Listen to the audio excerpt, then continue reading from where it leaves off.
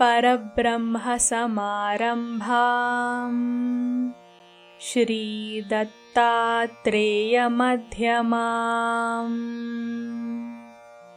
श्री दत्त स्वामी पर्यन्तां वन्दे गुरु परम्पराम्। सर्वविश्वन्यस्तपादपद्मायते वामहस्तालोलवेदशास्त्रायते ज्ञानसूर्यायते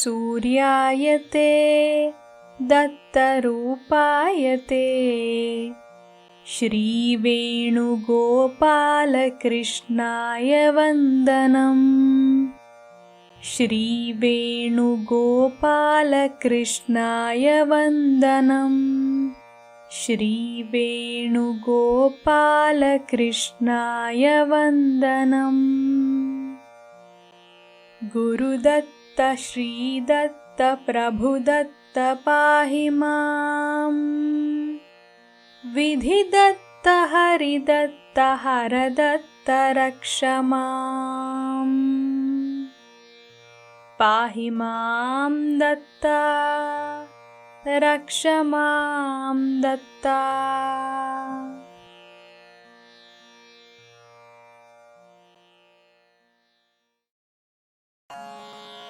श्री दत्त गणपतिं भजे, श्री दत्त गणपतिं भजे, श्री दत्त गणपतिं भजे, श्री दत्त गणपतिं भजे, श्री दत्त गणपतिं भजे।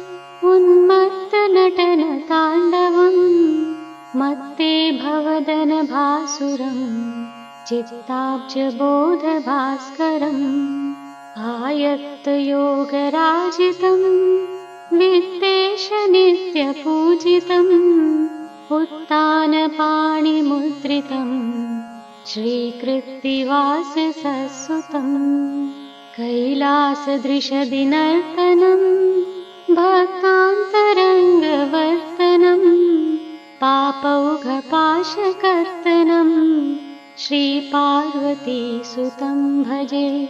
श्रीदत्तगणपतिं भजे, श्रीदत्तगणपतिं भजे, श्रीदत्तगणपतिं भजे, श्रीदत्तगणपतिं भजे। लम्बोदराङ्गताण्डवं मुद्राकराब्जपण्डितं सर्वाङ्गनागमण्डनं वन्दे विनायकं पतिम्। धिं धिम्मितकिटमर्दलं भं भं निनादशङ्खकम् आनन्दनृत्यतत्परं ध्यायामि प्रमथनायकम्। आमोदकरमोदकं वेदान्तमतिमादकं दुष्कर्मफलसाधकं विघ्नेश्वरं गुरुं भजे। श्रीदत्तगणपतिं भजे, श्रीदत्तगणपतिं भजे, श्रीदत्तगणपतिं भजे, श्रीदत्तगणपतिं भजे। सृष्टिस्थितिलयकारणं मोक्षाख्यदैत्यमारणं संसारजलधितारणं स्तौमि प्रभो नरवारणं। पञ्चास्यमादिदैवतं देवऋषिभिः समर्चितम् आलोकगलितसञ्चितं विघ्नाधिनाथमाश्रये। श्रीदत्तगणपतिं भजे, श्रीदत्तगणपतिं भजे, श्रीदत्तगणपतिं भजे, श्रीदत्तगणपतिं भजे। लोकैकपरमवैभवं लोकेश्वरादिसम्भवम् आलोकपरिहृतोद्भवम् आलोकये परं भवम्। श्रीकृष्णकविनिवेदितैः श्लोकाख्यमोदकैरिमैः आनन्दगणपतिं पतिम् आराधयन्तु साधकाः। श्रीदत्तगणपतिं भजे, श्रीदत्तगणपतिं भजे, श्रीदत्तगणपतिं भजे, श्रीदत्तगणपतिं भजे, श्रीदत्तगणपतिं भजे, श्रीदत्तगणपतिं भजे, श्रीदत्तगणपतिं भजे, श्रीदत्तगणपतिं भजे, श्रीदत्तगणपतिं भजे, श्रीदत्तगणपतिं भजे।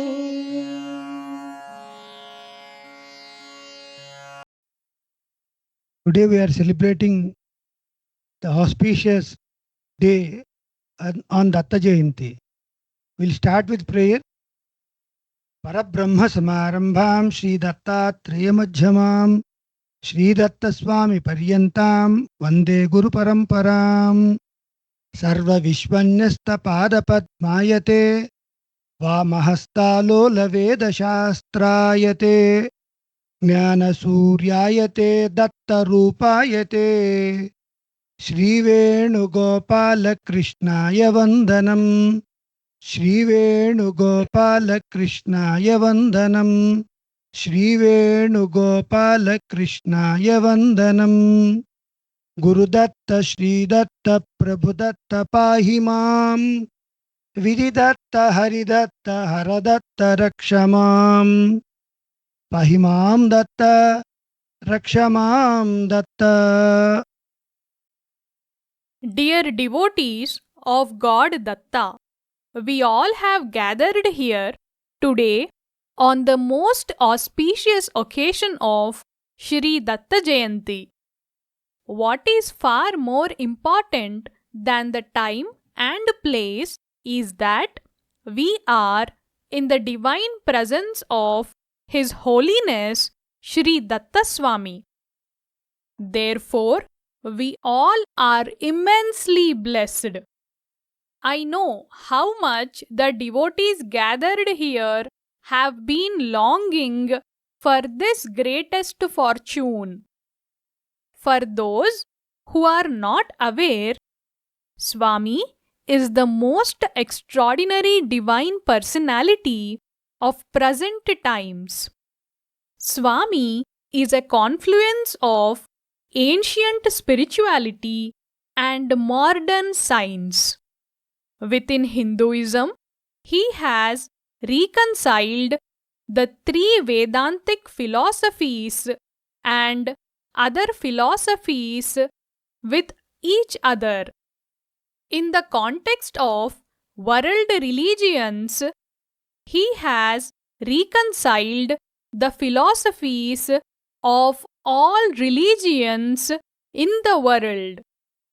He has also unified the paths of spiritual knowledge, Jnana Yoga, selfless devotion, Bhakti Yoga, and practical service and practical sacrifice, Karma Yoga.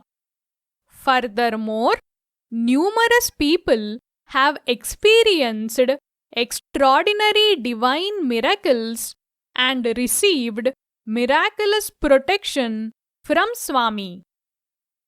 In the earlier stage of his life, Swami was known as Venugopala Krishnamurti Janna Bhatla. Miraculous incidents began even before the birth of Swami.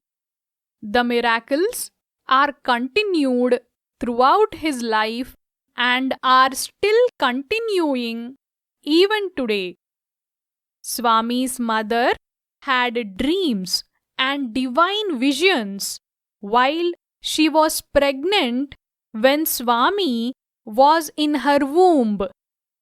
As soon as Swami was born, on his birthday itself, two murderous black magicians who had been terrorizing the village suddenly died in an accident.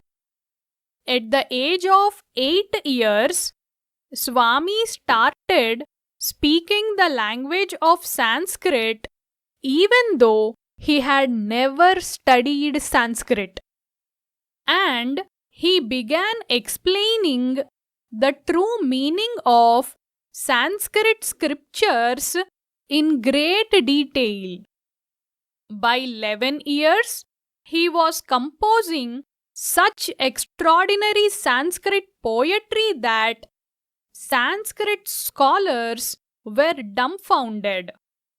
By then, he was also making numerous and some shocking astrological predictions.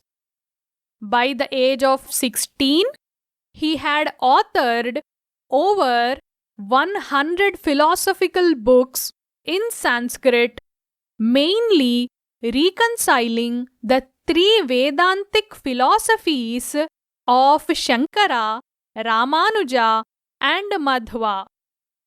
By the age of 19, he had earned a doctorate in chemistry from Allahabad University after working for just 2 weeks.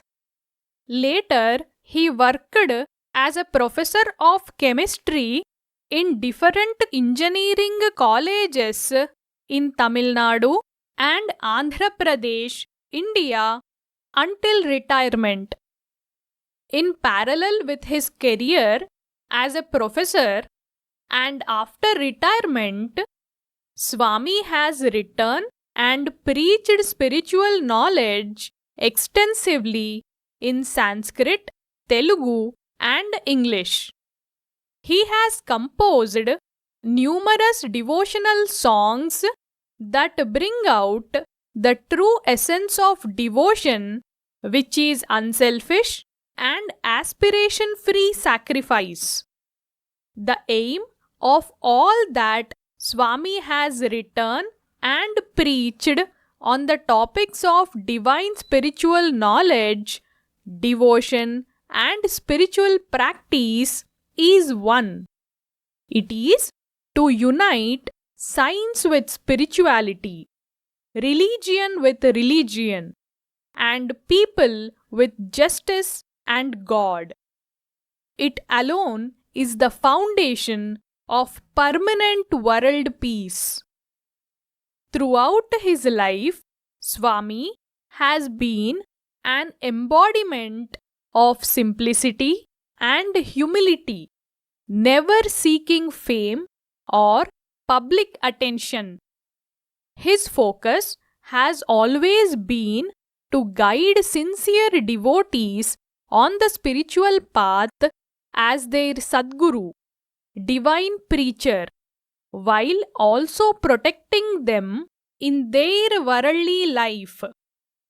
Those who have come in contact with Swami, heard him speak, studied his spiritual knowledge, witnessed the most extraordinary divine miracles from him, experienced his instant divine protection, and seen him suffer on their behalf, have no doubt that Swami is an embodiment of divinity.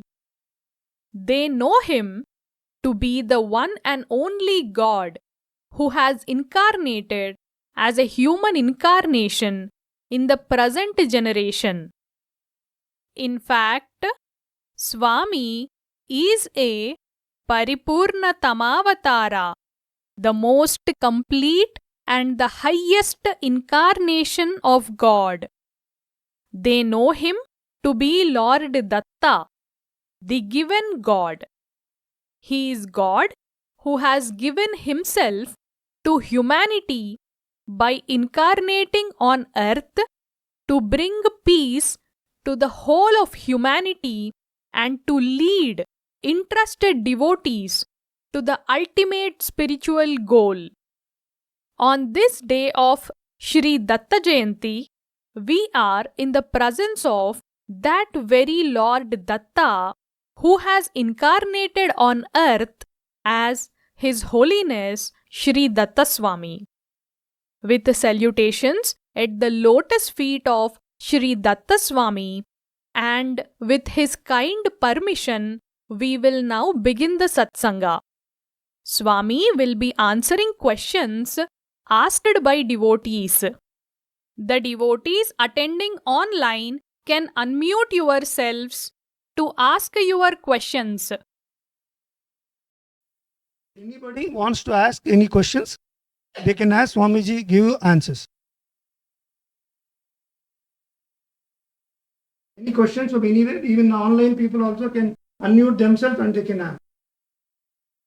And Swami, you explained in Datta Jayanti message, and God Datta, and we have God Datta and Dattātreya. Can you differentiate between God Datta and Dattātreya? I already explained in the message.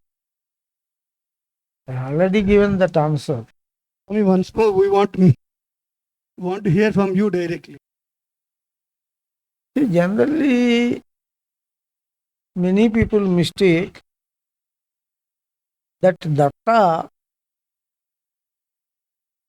came from Brahma, Viṣṇu and Shiva. Brahma, Viṣṇu and Shiva, those three forms, divine forms, united and became God Datta. It is not correct, because Brahma, Viṣṇu and Shiva united when Anasuya turned them into small children, and then Anasuya asked the three divine forms, God Brahma, God Viṣṇu and God Shiva, to be born as her children. Then Brahma is born as Chandra, Viṣṇu is born as Dattātreya, and Shiva is born as Durvasa. Then those three children united to form God Dattātreya. So this story tells us that God Dattātreya came from God Brahma, God Viṣṇu and God Shiva. This story is correct. But before this story, there is another story which is in Bhagavatam, Srimad Bhagavatam, written by sage Vyasa. The story before this story was sage Atri and other sages, while doing spiritual discussion, developed a big doubt. The doubt is, we are going to Brahmaloka, we are seeing the creator Brahma, we are going to Viṣṇuloka, seeing the ruler God Viṣṇu, we are going to Shivaloka, seeing the destroyer God Shiva separately. These three exist in three separate worlds separately. There are three gods: creator God, God Brahma; ruler God, God Viṣṇu; destroyer God, God Shiva.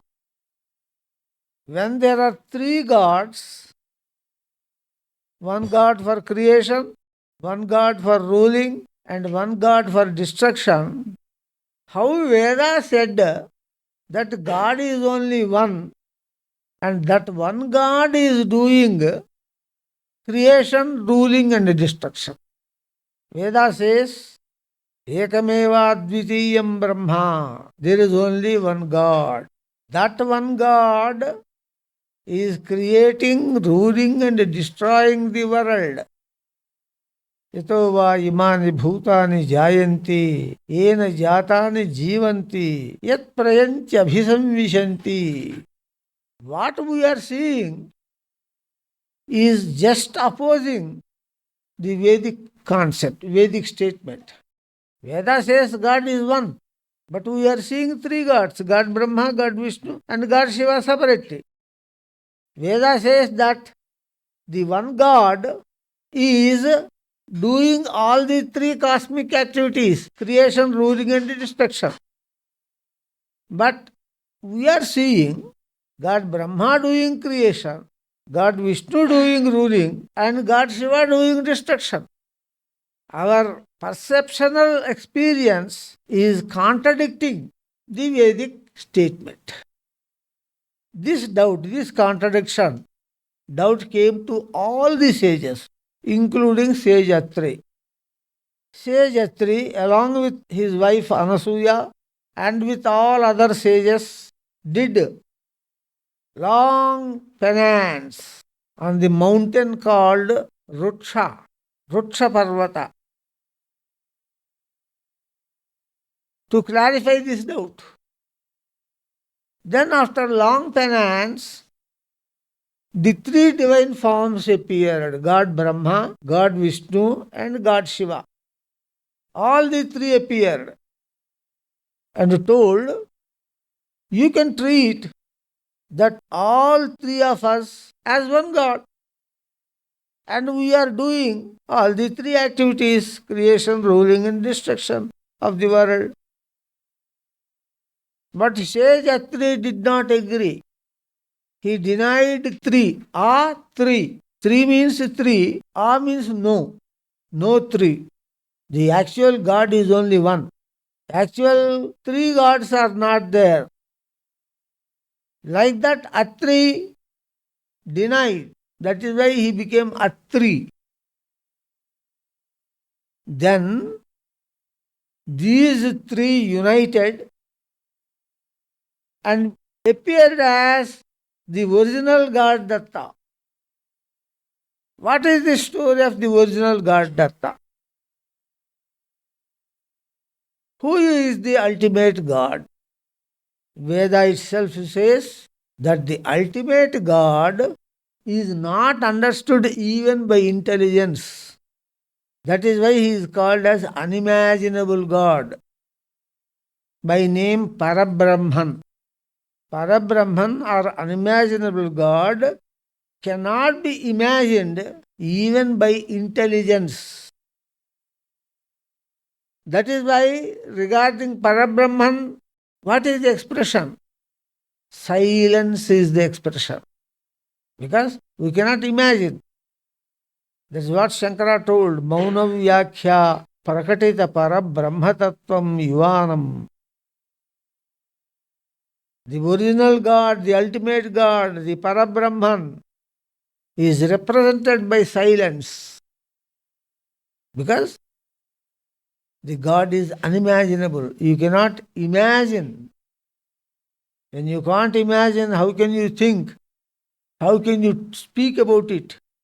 So therefore silence.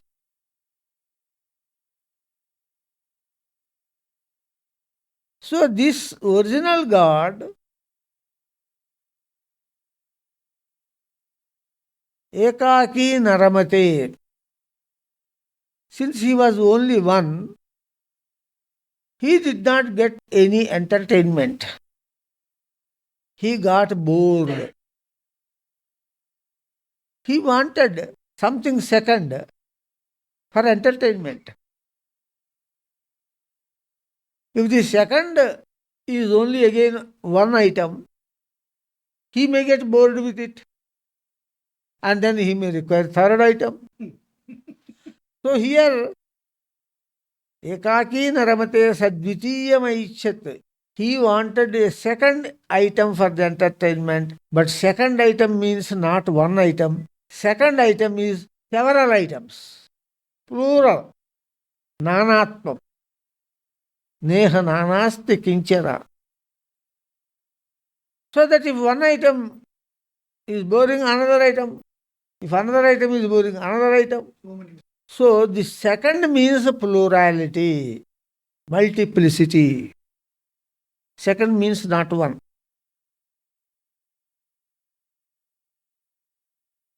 So therefore, that unimaginable God, which is beyond imagination of any intelligence, that unimaginable God created first some space. Space was generated from God. Atmana akasha sambhutaha. God created first space. That first space created by God for the first time is called Paramavyoma. Paramavyoma means absolute space. The first space created by God is called absolute space. And space means inert energy, subtle inert energy. From that subtle energy, Parabrahman, the unimaginable God, created an energetic body, body made of energy, and also a soul in that body. Soul is always energetic only. Even our souls are energetic because soul means awareness. Awareness means nervous energy. It is also energy. In our case, the body is matter, materialized body. But what Parabrahman created was that body is also energy. Energetic body with energetic soul was created by Parabrahman. In that, the form requires some space. For that, he created space in the beginning itself, which is called as Paramavyoma. So the space occupied by that first energetic body is called as Paramavyoma, or absolute, first absolute space. Now, why he created this energetic being? Energetic being means body and soul. Human being, body and soul. Why he created that first energetic being? He merged with that energetic being perfectly homogeneously and became, that energetic being became Parabrahman. The Parabrahman merged with that energetic being, so that that energetic being is nothing but Parabrahman. Parabrahman is unimaginable, and this God Datta, this energetic being with which Parabrahman merged, this is called as God Datta. This God Datta is visible. That is unimaginable and this is visible. There is no difference between unimaginable Parabrahman and visible God Datta. What is the difference? Difference is only medium, energetic medium. Just like the best simile is a person who is naked in bathroom, not seen by anybody, not imagined also by anybody, came out with some dress. Now with the dress, the same person is visible to everybody. There is no difference between that naked person in the bathroom who is not seen by anybody and this, and the same person who came out of the bathroom with a dress. There is no difference between those two. So, there is no difference between unimaginable God called Parabrahman and the visible energetic form called God Datta.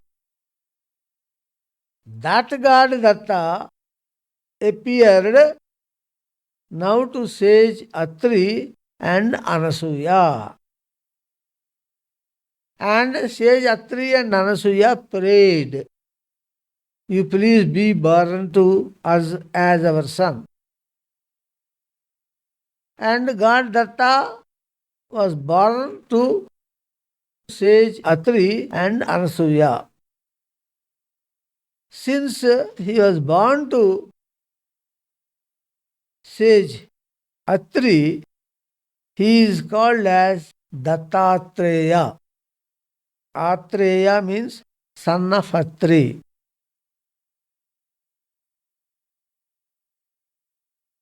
The same God Datta is born. And who is God Datta? The same unimaginable God. The original unimaginable God is God Datta, and God Datta is born again in human form called Dattātreya. Actually, God, the part of God Brahma, is born as Chandra. Part of God Viṣṇu is born as Dattātreya. And part of Shiva is born as Durvasa. Then this Chandra gave his power, his essence, that is God Brahma, to Datta.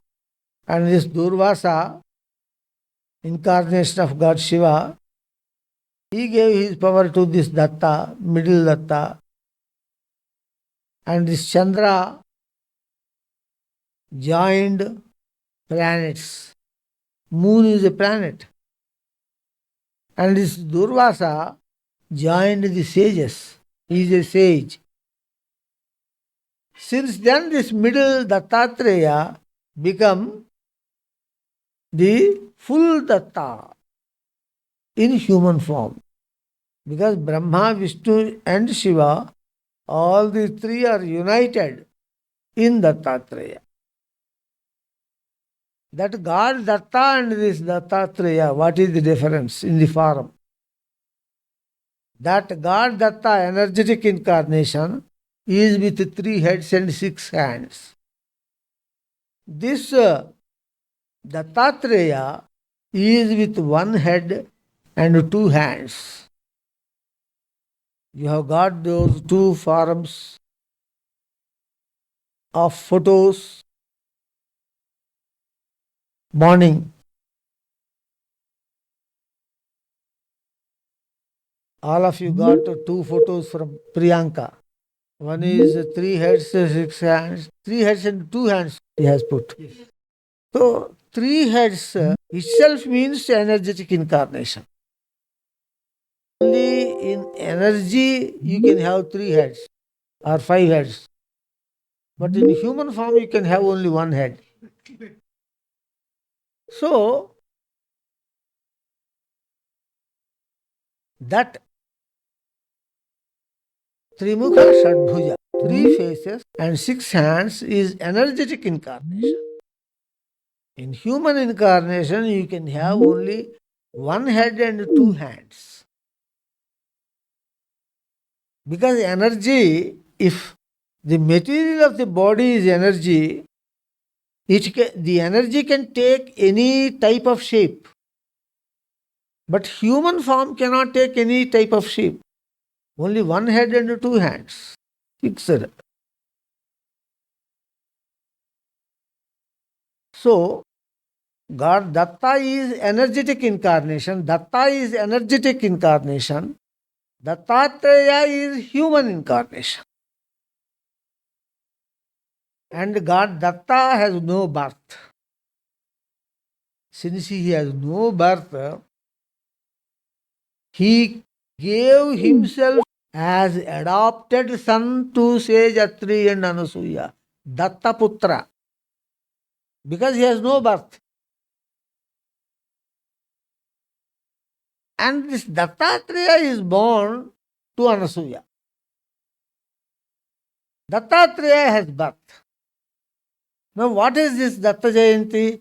Datta Jayanti is the date of birth of God Dattātreya, who was born to Atri and Anasuya. Not the date of birth of that original God Datta, who is Parabrahman, the first energetic incarnation. He has no parents. He is not born. That God Datta is born to Atri and Anasuya as human incarnation called Dattātreya. So this Datta Jayanti, that is Marga Shersha Purnima, is the date of birth of God Dattātreya. Why there are two types of incarnations, energetic and human incarnations? The energetic incarnation is relevant to energetic beings.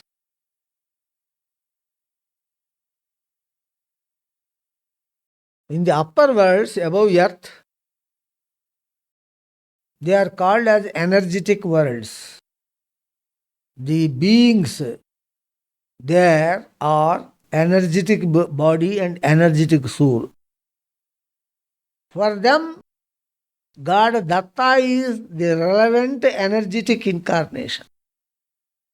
But for earth, this world, this earth, the relevant incarnation is human incarnation. What is the difference between energetic being and human being? In energetic being, the body is made of energy, the soul is anyhow energy only.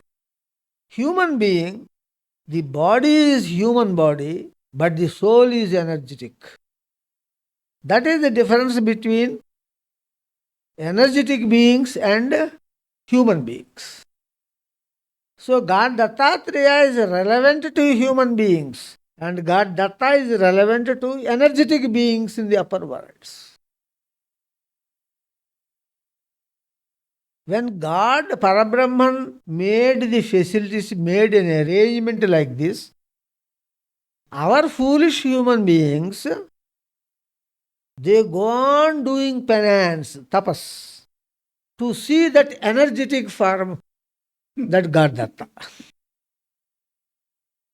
Lifelong penance he did. God Datta appeared. Then when he will hear the knowledge from him, when he will develop devotion, when he will serve him to get salvation, where is time?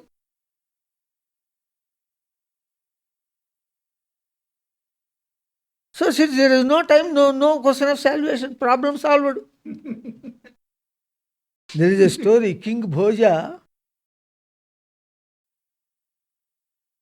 was invited by, king, he has several wives. That day, there were with one wife, one night he goes. That day, one day, from all the 7 wives, invitations came for him. Sanata Tishtati Kuntaleshwara Suta. Kuntala Raja, his daughter, she has passed that 4 days menstrual period and 5th day's bath she has taken and invited King Bhoja to come to her house. Another Magadha Rajasuta, Magadha Rajaputri, with her, King Bhoja played chess. And when the chess was played, the bet, if Bhoja is defeated, he should come to her that night. So according to that, he has to go to the Antapura of Magadha Rajaputri. Then Kosala Rajaputri, she has done Satyanarayana Swami Vratam and invited King Bhoja to come to her house. Like that, every wife sent invitation. King Bhoja was sitting, to whose house I should go? To whose house I should go? In this thinking, in this dilemma, the night has gone. The the morning came, problem is solved.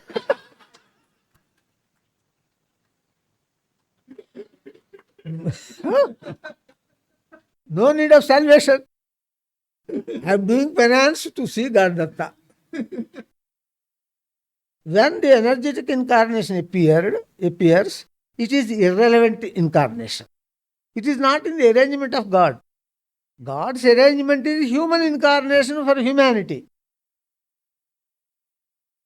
This fellow did penance throughout the life to see God Datta. He saw God Datta. The life finished.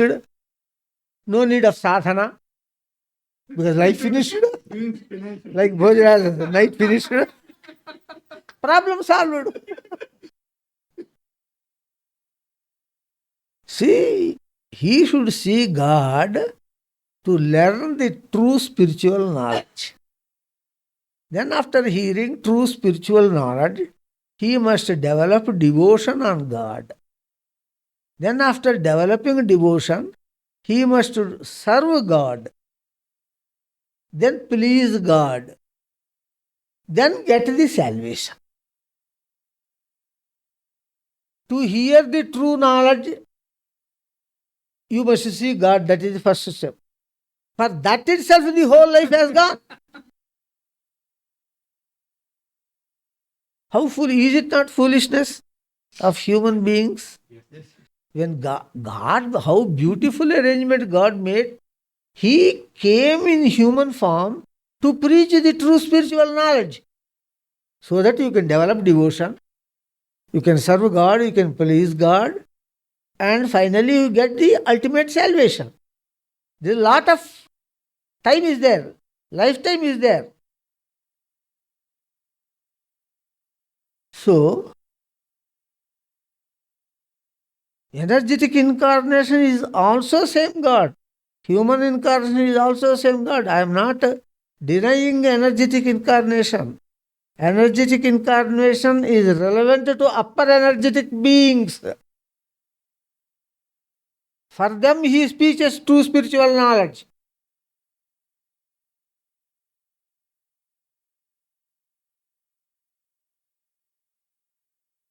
That is why God Datta confined to upper energetic worlds only, and God Dattātreya is confined to this earth, humanity.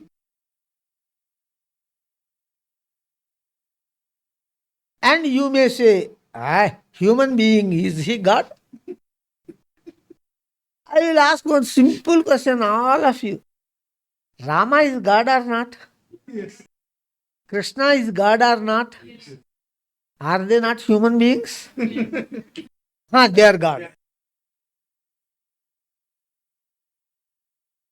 You have problem with Sripada Vallabha, Narasimha Saraswati, Manikya Prabhu, Akalkot Maharaj, Shri Sai Baba, Satya Sai Baba, Prema Sai Baba, like that. And in Gita, it is clearly told, Avajananti mam mudhaha manushim tanumashritam. When I come in human form, these human beings, unable to recognize me, insult me. Bhagavad Gita shloka is there. When I come in human form, manushim tanumashritam. Scriptural authority is there. Then why should you doubt? What is the basis of your doubt? You agree Rama and Krishna as human incarnations. You believe in Bhagavad Gita. And that Bhagavad Gita is also told by human incarnation.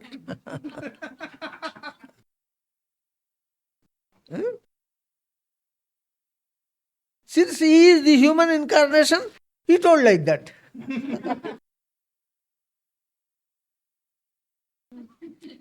Then nobody can save you.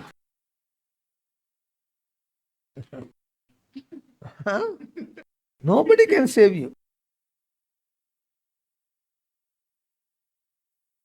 So,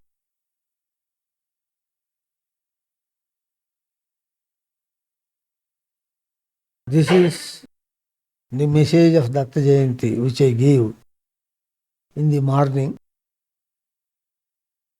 And any questions and answers in it? Is there? Anybody ask a question? Yes. I'm Purnima Swami. Mm. So, can a couple, a newly married couple, aspire to have God Datta as their son? If As yes, as can they their son. aspire? Yeah. As their If son. yes, yeah. What is it that they need to do, Swami? You see,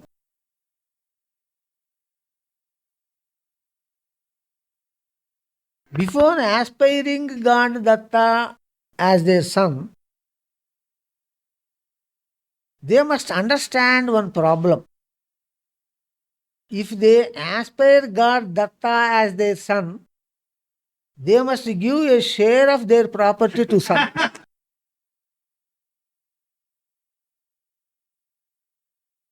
If they agree for this, if they agree for this, later on they may get some sons. But if you take one adopted son, you must at least give a share of the property. Along with the born sons, at least share, equal share. So if they are prepared to give a share of property, and if he is born, he is not Datta. Datta means adopted. That is why he gave to Atri and Anasuya also as adopted son. That is why he is called as Datta. Dattoham. When they asked him to become their son, Atri and Anasuya, see, when adoption is given, the original real parents must be there to give the son for adoption. No? Adoption is a ritual. You want to take a son, there is a Datta Homam. There is a ritual. And in that ritual, that boy must be given by his parents, his biological parents. Must give that son to these parents. That is called as Datta. Then only he is Datta. For that he has no parents, no biological parents. So he himself gave himself as adopted son to Atri and Anasuya. Dattohamasmi, Dattohamasmi, Dattohamasmi. He told thrice. That is why he is called as Datta.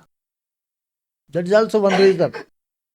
Another reason is he is given to the world of souls for worship and meditation. That is one meaning. Another meaning is when Atri and Anasuya asked him to become their son, then he told, how can I become your son? My biological parents must be there. They must give me to you through this Datta Homa ritual. They are not there. Therefore, I am myself giving myself as your adopted son.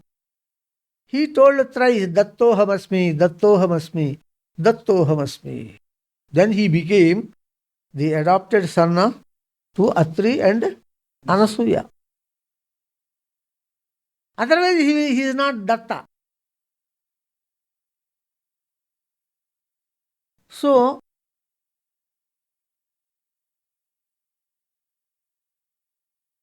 that is why, understanding this problem, all the devotees reversed the policy. We are your children. Tvameva mata cha pita tvameva. You are our parents. If you have some property, give to us.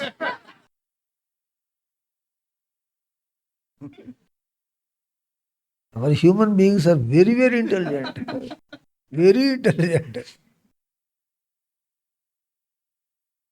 Today I was very happy, extremely happy with one devotee. One devotee phoned to me and told, I want to give some of my gold to you because you are our Datta Putra, adopted son. Sudharani, mother of Trailokya.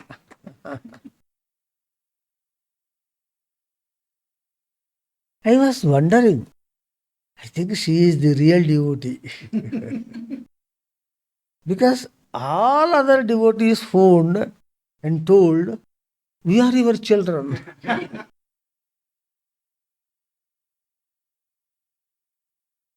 I also arranged some good finance fund so that you can take your shares.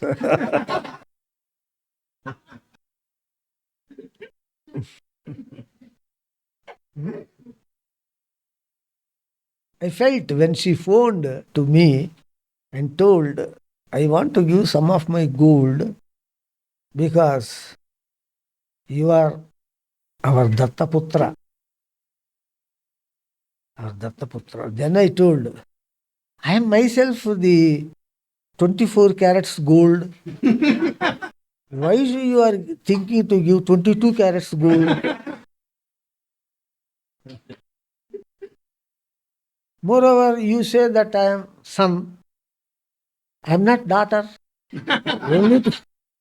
only to daughter gold is given, not son.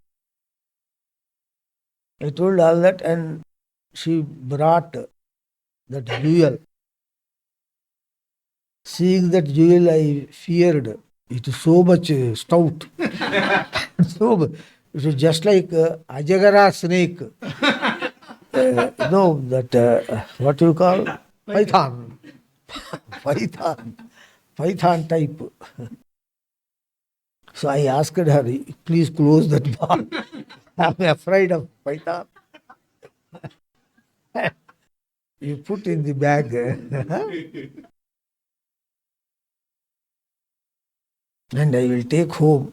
Like one devotee in the time of Akkalkot Maharaj, he asks, he shows some snakes.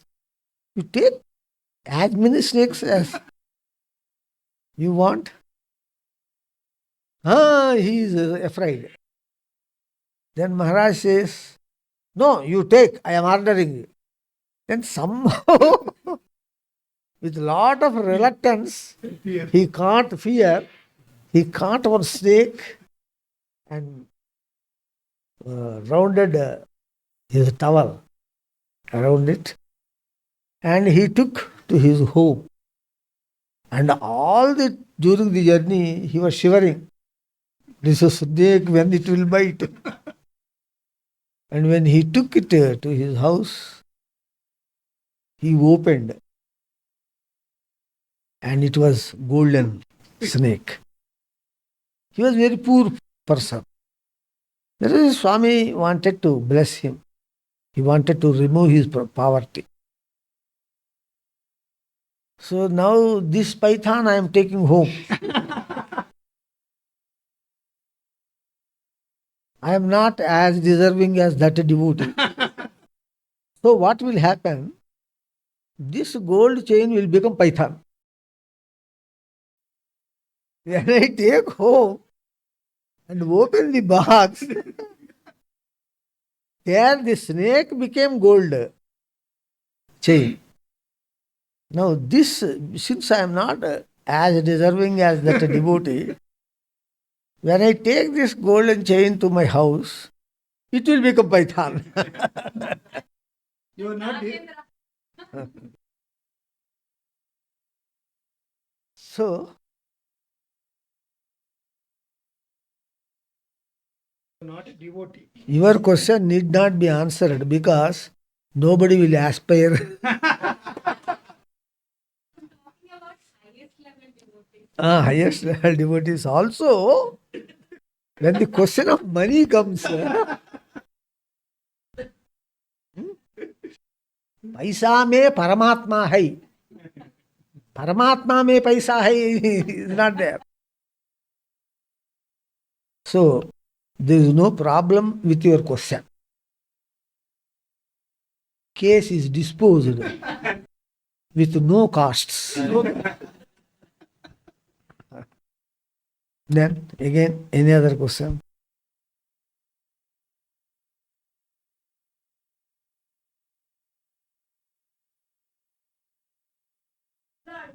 But you translate it in English. I will translate it in English. You ask in Telugu. నా పేరు Ramasundari. My name is Rama Sundari. My name is Ramasundari. Daksha యజ్ఞం జరిగినప్పుడు స్వామి మరి ఆ దక్షుడుని చంపేస్తారు కదా వీరభద్రుడు. చచ్చిపోయిన తర్వాత ఈశ్వరుడు వచ్చి ఆయన్ని రక్షించి మేకతల పెడతారు కదా, పెడతారు కదా. మరి ఆయన ఇంత చేసినటువంటి వాడిని ఆయన రక్షించగలేంది సాక్షాత్తు ఆయన ప్రాణసతి అయినటువంటి ఆ సతీదేవిని ఆయన ఎందుకు రక్షించలేదు? అలా ఎందుకు వదిలేశారు? ఇప్పుడు the translation of this question is that when God Shiva could excuse Daksha by giving life and by giving a new face to him, when God Shiva is so kind in the case of Daksha, why he is not kind in the case of Sati? When she burnt herself, why God Shiva did not save her? Such a kind Lord Shiva. That is her question. There are some differences between Sati and Daksha. Sati committed suicide. Daksha was killed. There is one difference. Sati was the highest devotee of God Shiva, and Daksha was the highest enemy of God Shiva. That is another difference. Being highest devotee, when God Shiva advised her not to go to that her father's house, she neglected that word and went to the house of her father. If Daksha refused the word of Shiva, there is no surprise. He is enemy. But being the highest devotee, climax devotee, in the language of Bhanu Samaikya,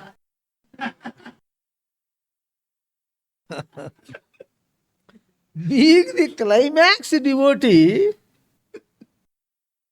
she did not listen the advice of God Shiva. That is the greatest sin. If a non-believer is rejecting God, that is not a very big sin. As per his nature, he did not listen. There is no surprise, there is no wonder. But Sati, being such a devoted soul, why she rejected the advice of God Shiva and went to her father's house? When God Shiva advised, it means it is not good for her to go to her father's house. Why she did not think, why she did not analyze that much?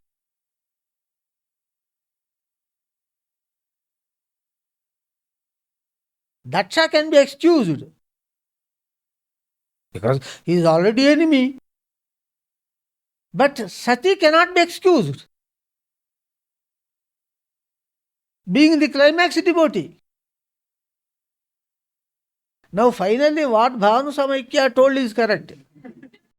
That is, God Shiva and Sati, they acted their drama.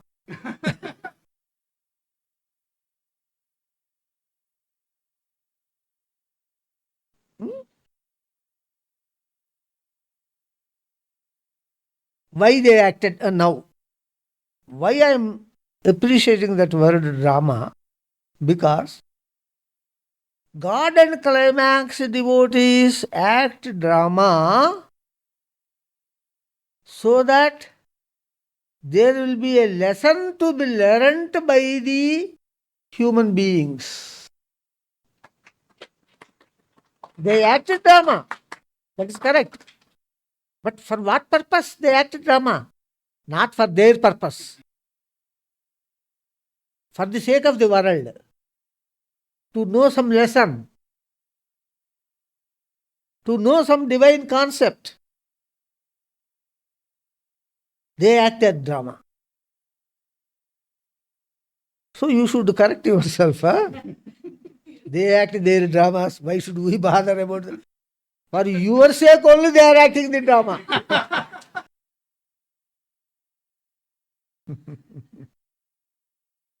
You are the audience. They are actors. For whose sake drama is played? For the sake of audience. So you got the answer? Any other question? Swami, during that process of during that process of drama, right, Swami, to show us all, to show the audience, there will be also suffering, no, Swami? There will be suffering. for actors. Yeah. See, actors means they are acting suffering. Okay. Audience only suffer. When they see cinema, they weep. But the actors put glycerin for weeping.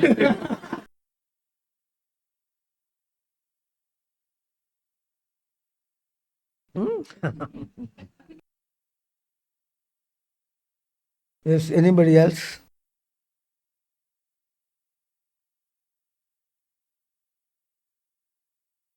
Swami, is Avyaktaṁ and Sadasat both are same, Swami? Huh? Are Avyaktaṁ and Sadasat both same or are they different? You see, Avyaktaṁ is Sat. Satta Sat, Sadasat means existing and non-existing. That is the contradiction. Either one thing should exist or should not exist. Is it not? So, the Sadasat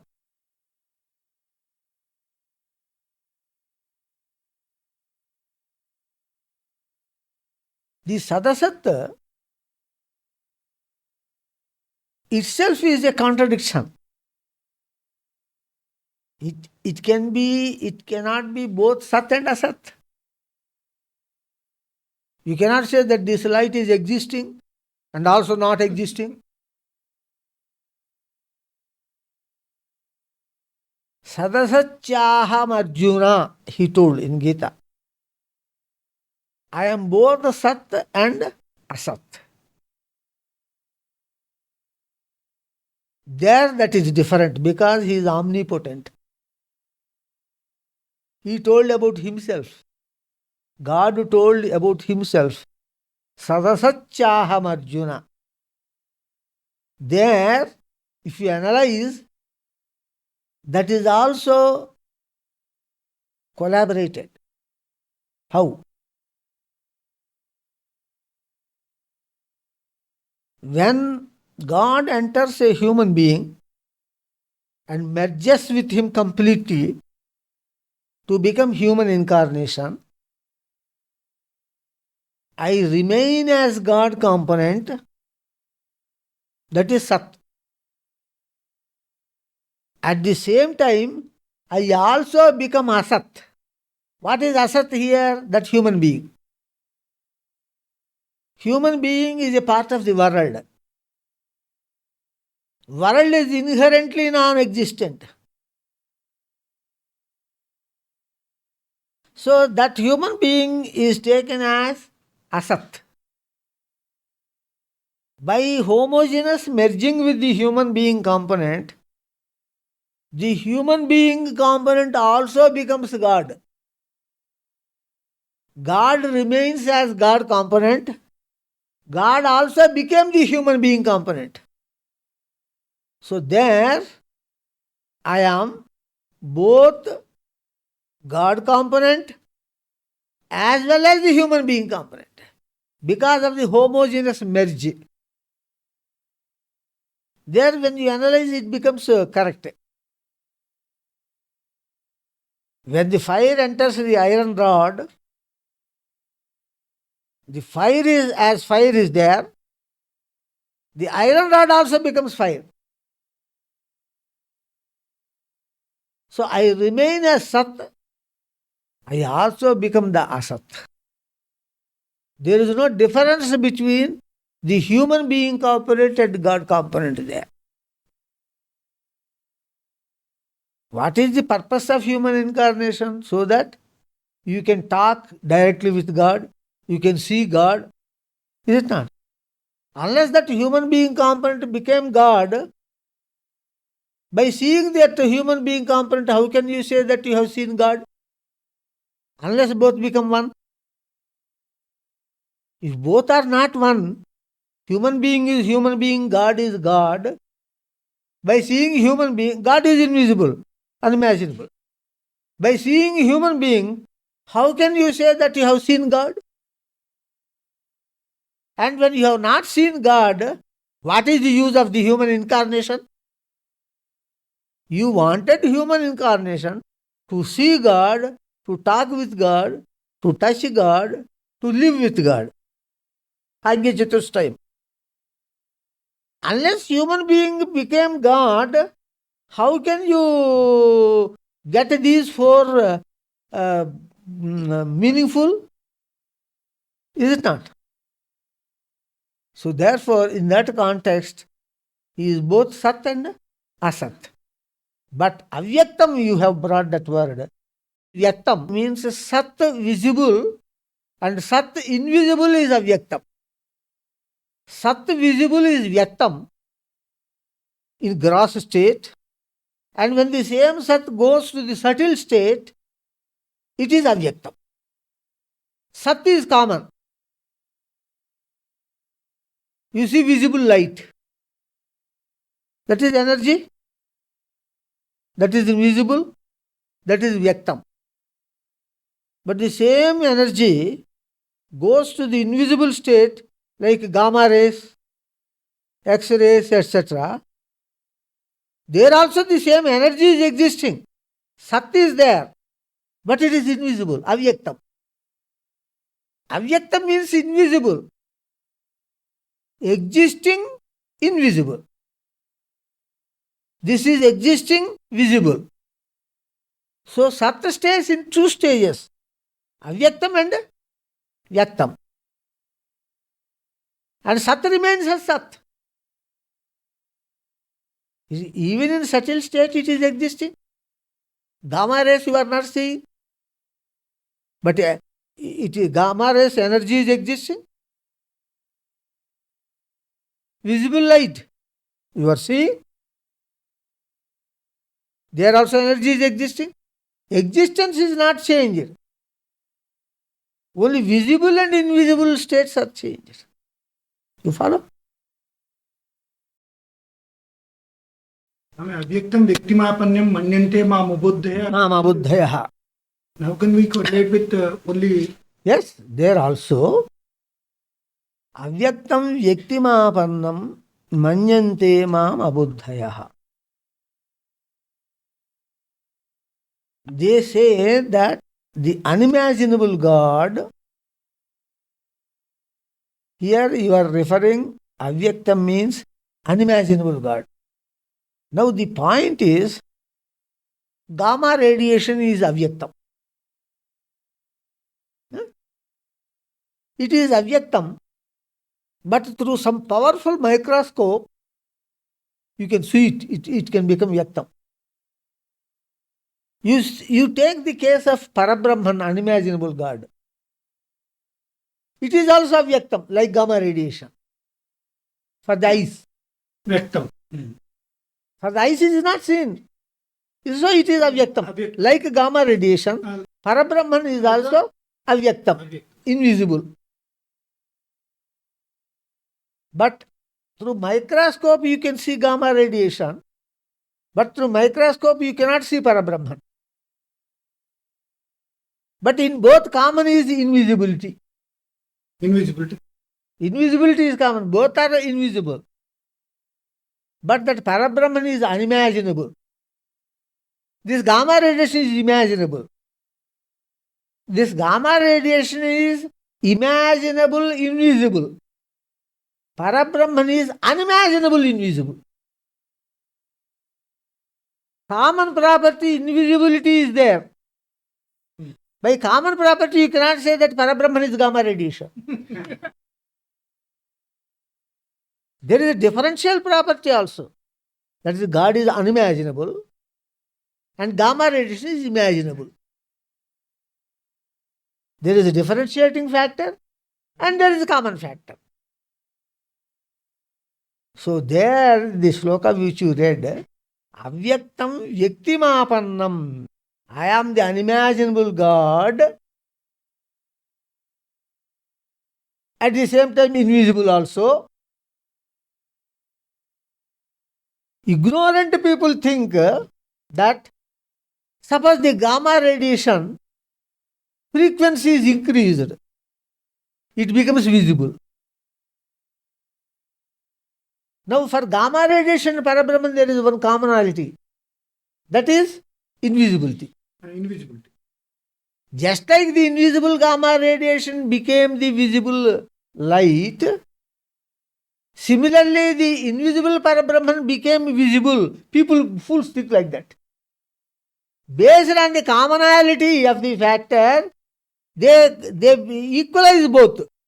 But there is a differential factor. Yes. That God is unimaginable, gamma radiation is imaginable. Are you following? Abuddhayaḥ, foolish people think that since I am invisible, avyaktaṁ, vyaktim āpannaṁ, I became visible. Because invisible can become visible. Invisible gamma radiation is becoming visible light by reducing the frequency. Correct. Like that, myself, Parabrahman, also invisible became visible. That is what fools think. Based on the commonality factor. Both are invisible. But there is a differential factor. I am unimaginable, that is imaginable. So I will not become visible. Excellent. I will never become visible. Na chakshusha pashyati kaschidenam.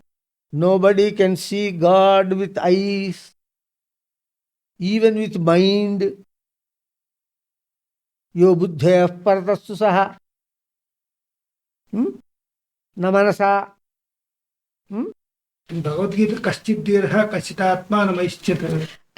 Kaschid dhera pratyakatmanamaishyat. When that unimaginable and invisible God gets mediated,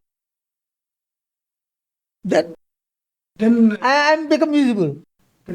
frequency reduced, then even Not that you should not apply. He got mediated and appeared. mediated and Appeared. not reduced. Not reduced with the frequency. That you can apply to gamma radiation. Here we cannot. Not to God. God here became visible. You understand? Your wife is sleeping.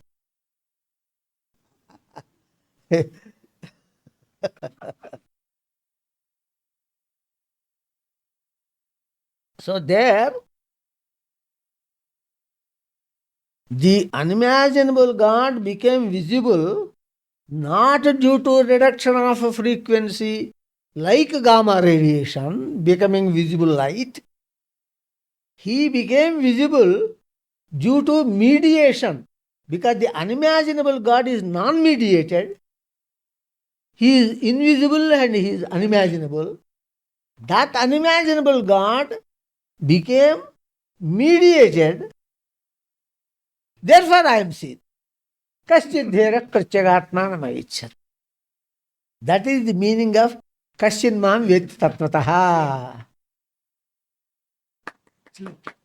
Kaschid mam veti tattvataha means one understands me, one sees me, does not mean that one can see the unimaginable God.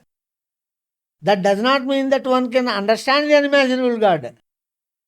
That means the unimaginable God who got mediated himself and appeared is the same unimaginable God unmediated. Like that he understands. Kaschid mam veti. He understands me as Parabrahman. Because there I was unmediated, here I am mediated. Not like A naked fellow in the bathroom is wrapped by dress, came out and is seen by people. The same naked person condensed himself into a clothed person and came out. That is not the thing.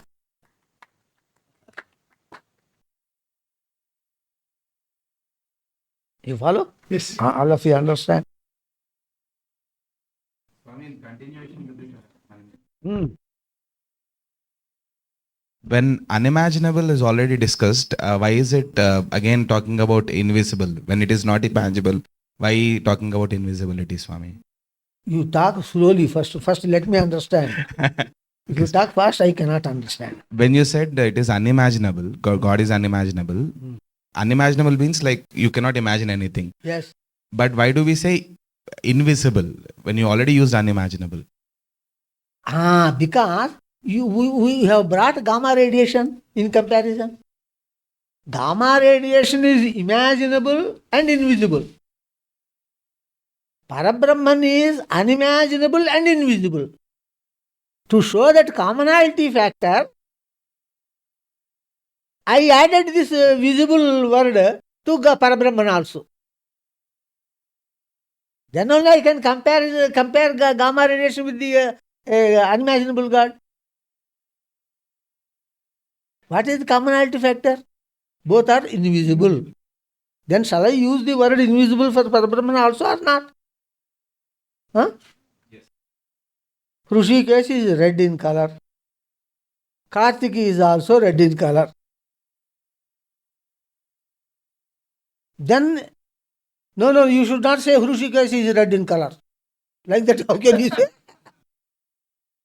To show the commonality, I am telling Hrishikesh is red, Kartik is red. No, you say Kartik is red, but not Hrishikesh. Unless I say both, how can I show commonality?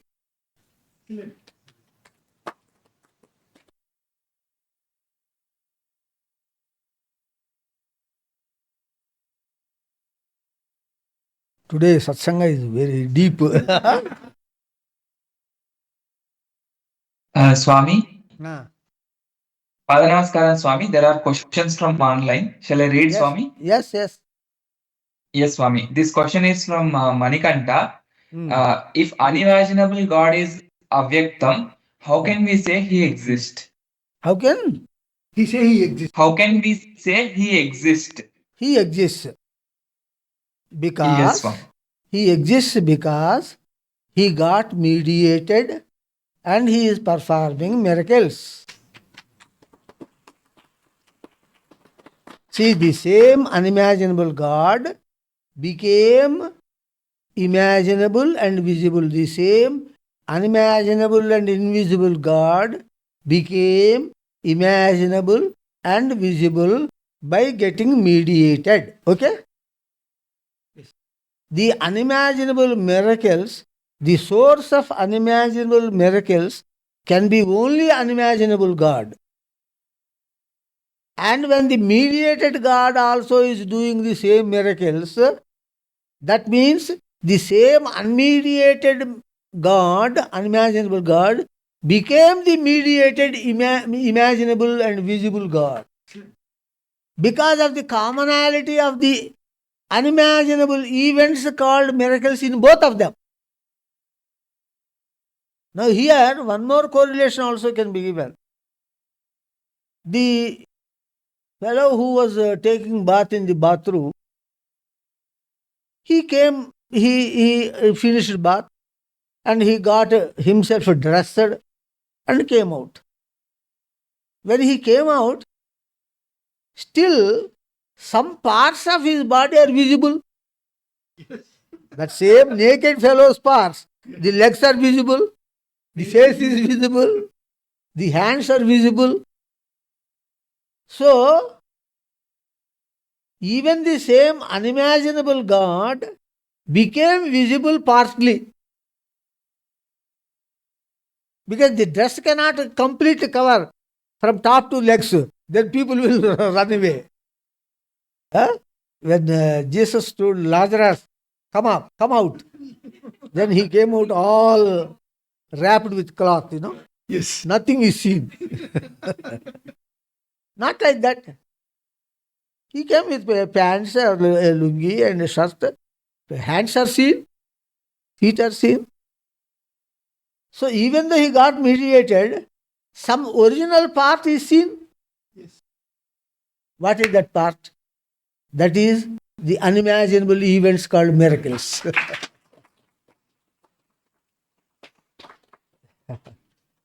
Partly he is seen. His legs are seen, his face is seen, his hands are seen. Some unimaginable portion of unimaginable God becomes also visible. And that portion which becomes visible is the unimaginable miracle done by God Datta.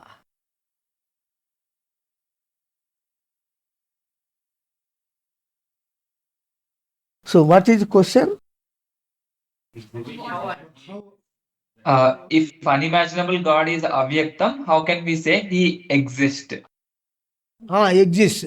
You see, the characteristic of unimaginable God is performing unimaginable event.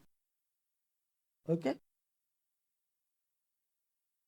If that is the characteristic of unimaginable God. The unimaginable God became imaginable God by mediation and is performing the same miracle. This miracle gives the clue of the existence of unimaginable God. That is called as inference, anumana pramana. It is based on pratyakṣa pramana. That is, we have seen the unimaginable events performed by unimaginable God. The same unimaginable events are also seen in this imaginable God, visible God. Therefore, that unimaginable God must be existing in this mediated God, mediated person. Just like you have seen in the kitchen that smoke is coming from fire. There you have seen both fire and smoke. Now you are going. From the top of the hill, some smoke is coming. Based on your perception knowledge in the kitchen, now you will say, since smoke is coming, there must be fire on the hill. It is the knowledge that is attained by inference is called as induction. The knowledge that is attained from perception is called as deduction. Based on the deduction, that is, you have seen smoke coming from the fire in the kitchen. Then you will have vyakti, that is generalization. Wherever there is smoke, there must be fire. Now, you have seen smoke from the hill. You are not seeing fire. But based on the generalization of the deduction, your induction conclusion is that there is fire on the hill.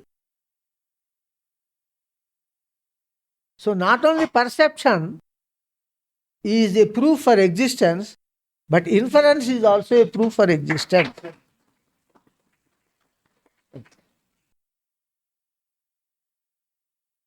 Okay? Yes, Swami. Swami, there is one more question from online. Shall I read, Swami? The following question is from Miss Amuda. Pada Namaskaram, Swami. What is moksha? Love for God is moksha, or basic self-love is moksha, or both?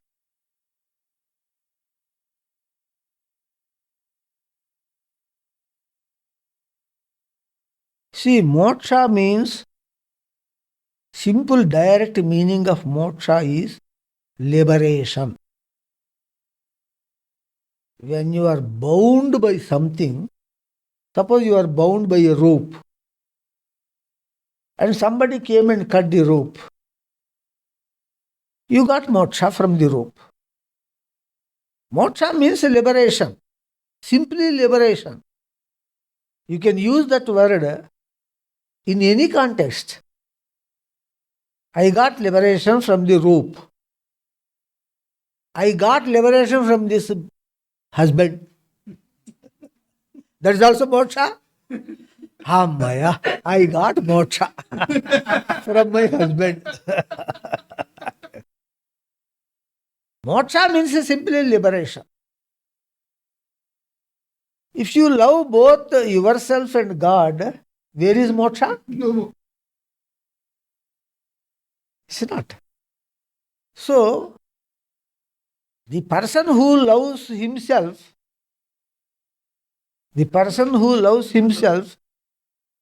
is liberated from God. That is moksha.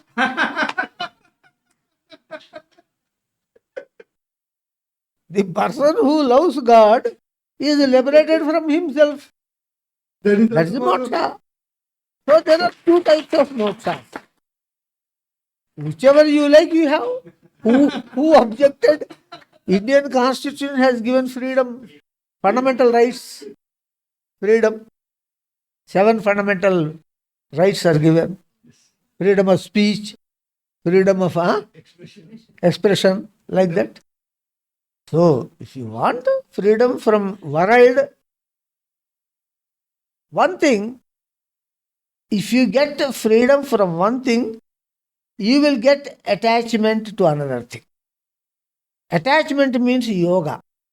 Yoga, actual translation is union, attainment.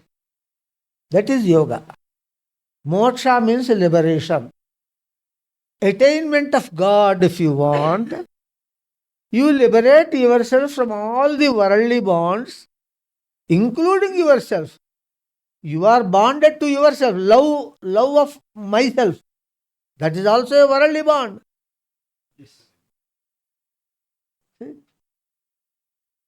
That also one has to get liberation. When Krishna died, all Gopikas jumped into fire. That means they got liberation from themselves. From that I, Because they got liberation. That is why they jumped into fire. Ramakrishna Paramahamsa, he could not see Mother Kali. He was trying, very much tortured, because Mother did not appear. Then he jumped on a knife. Then Mother appeared. He jumped on knife means he got liberation from himself, from the love of himself, love of I. From that also he got liberation. Then only he jumped.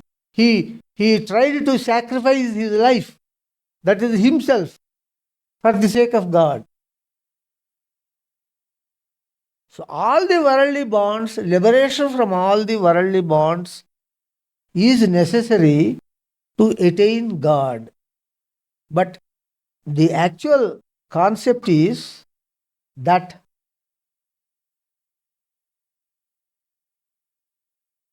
instead of you forcibly trying to liberate yourself from the worldly bonds,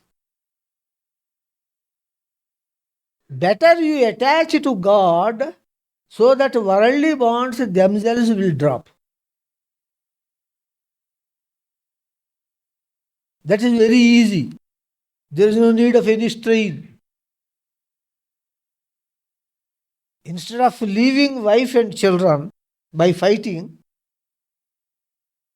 suppose you are always immersed in God, they will themselves leave you. They will put you in your room, lock, and then go to cinema. They themselves dropped. You did not put any effort. Just like the Sardar came inside, goat went outside.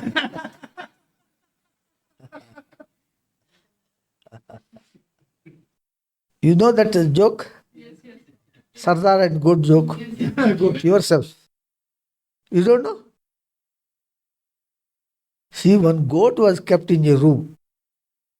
And from each state, one person is sent into the room. How many minutes this fellow can bear the smell of the goat? One list is prepared. Andhra Pradesh fellow went. 10 minutes he could bear. Telangana person went. Some 12 minutes he could bear. Madhya Pradesh person went. 15 minutes he could bear. Some list is being prepared. But when Sardar, Punjab, when Sardar went inside, the goat came outside. Now these judges went to the chairman and asked, what value we have to put? See, for that fellow, 10 minutes. For this fellow, 12 minutes. For this fellow, 15 minutes. For Sardar, how many minutes we have to put?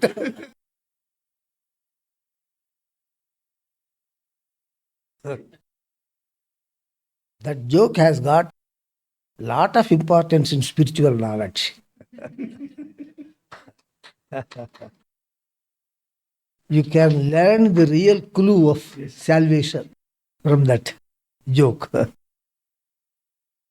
No, don't fight with family members. Get yourself immersed in God always. You have tasted the sweetness of God and you are immersed in God. They themselves will leave you. No need of fighting. No need of quarrel. Spontaneously drop out. How is for salvation? This is the easiest method. Get detachment by attachment.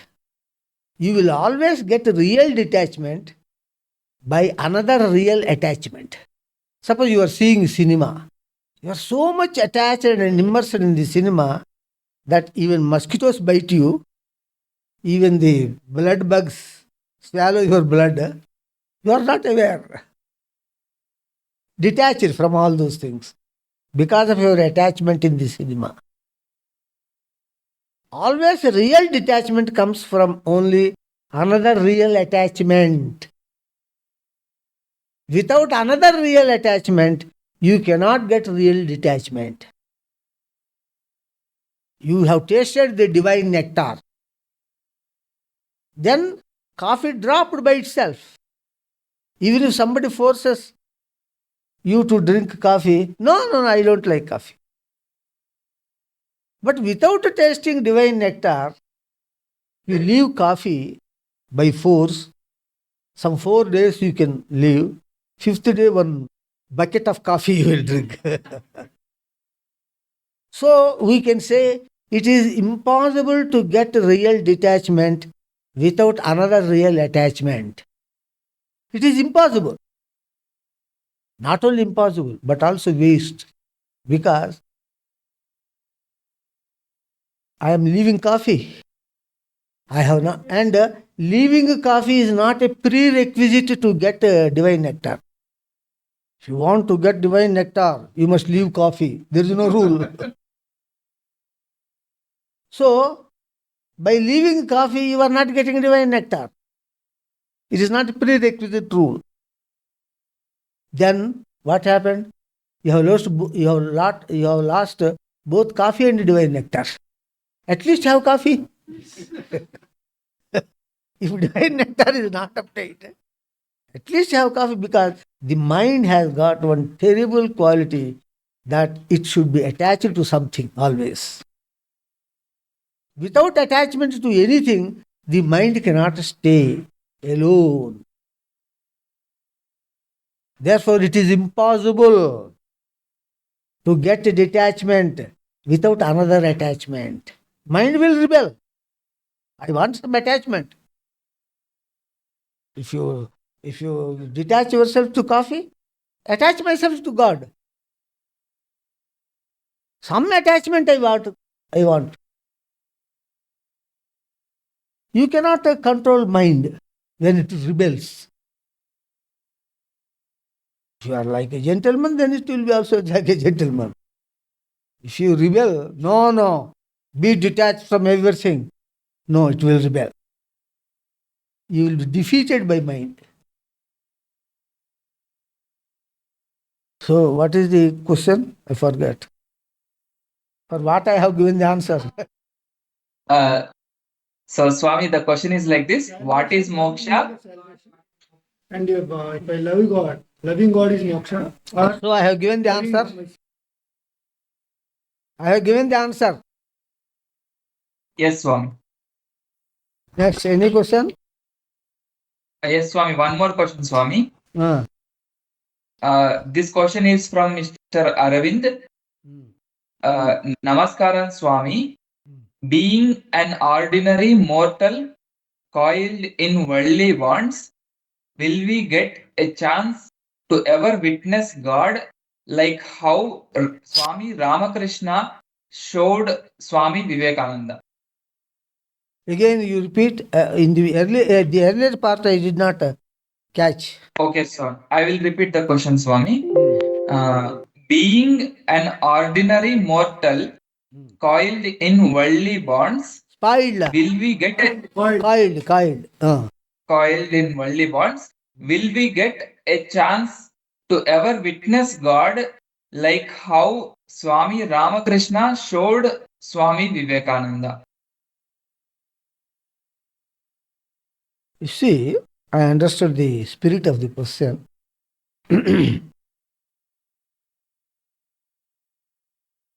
Can we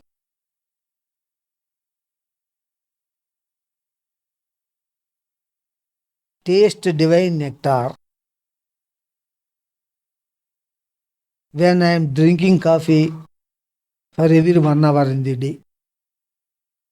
Every 1 hour I need a cup of coffee. Can I taste that divine nectar? That is the question. Yes, you can taste. How? There is a procedure.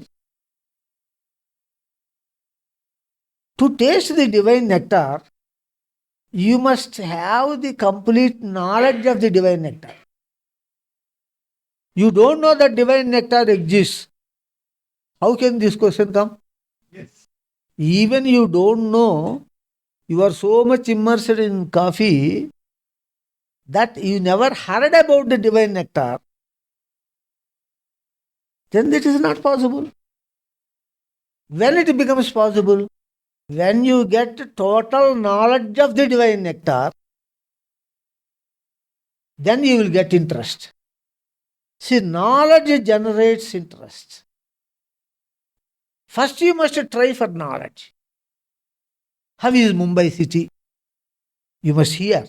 What are the special things that can be seen in Mumbai city? If I go to Mumbai city, what are the attractive things? You must hear, you must get the knowledge of Mumbai, the details of Mumbai city from somebody. Then by hearing that knowledge, you will develop interest. That interest is called as devotion. So knowledge generates devotion. Jnana Yoga liberates Bhakti Yoga. Jnana Yoga develops Bhakti Yoga. Unless you hear, how can you develop interest? Interest is the devotion. Interest is the inspiration. Then when you develop devotion, then you will make a trial. You will go to the railway station. You will walk to the railway station. That is called as karma sannyasa. You will take money and purchase ticket for Mumbai. That is karma phala tyaga. So hearing the details of Mumbai city is Jnana Yoga. Developing interest to see Mumbai city is Bhakti Yoga. Walking up to railway station is Karma Sannyasa Yoga. And taking money from the pocket and purchasing ticket for Mumbai is Karma Phala Tyaga Yoga. These 4 steps must take place. Then definitely you will taste divine nectar and leave the coffee. It is possible, provided you follow the procedure. So first, what step you must take? First step is stop the drinking of coffee for some time and hear about the divine nectar. At least hear. Or at least while taking coffee, hear.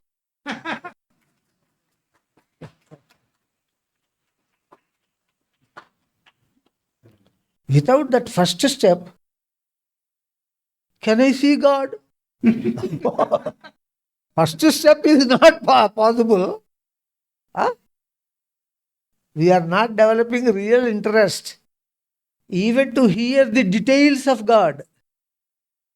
When we open TV, we see only cinemas. We don't see Samskar channel or Astha channel, where in which divine things, God, stories about God and praise about God is told. We don't have time to see the Samskar channel. And we ask, can I have a chance to meet God? Even to hear the details of God, you don't have time. You don't have minimum interest. How can you think of the result?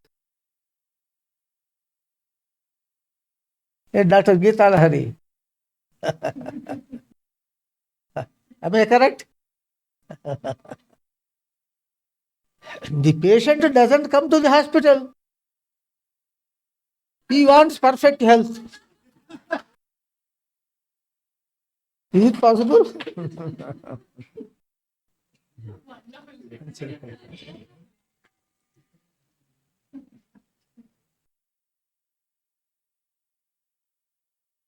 One thing I am telling all of you, very seriously.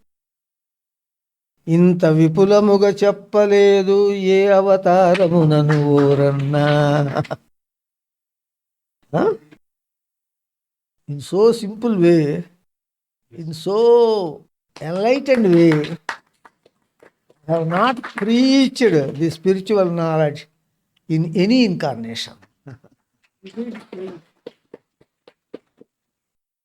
Still తెలిసియు తెలియని వానిగా నీవిక నటించబోగుము. రేపు tomorrow when they come to hell, sir we don't know all this, nobody told us, had we known we would have pierced. అంటే పెద్ద పోటుగాడు అంటారే. We have pierced the spiritual knowledge.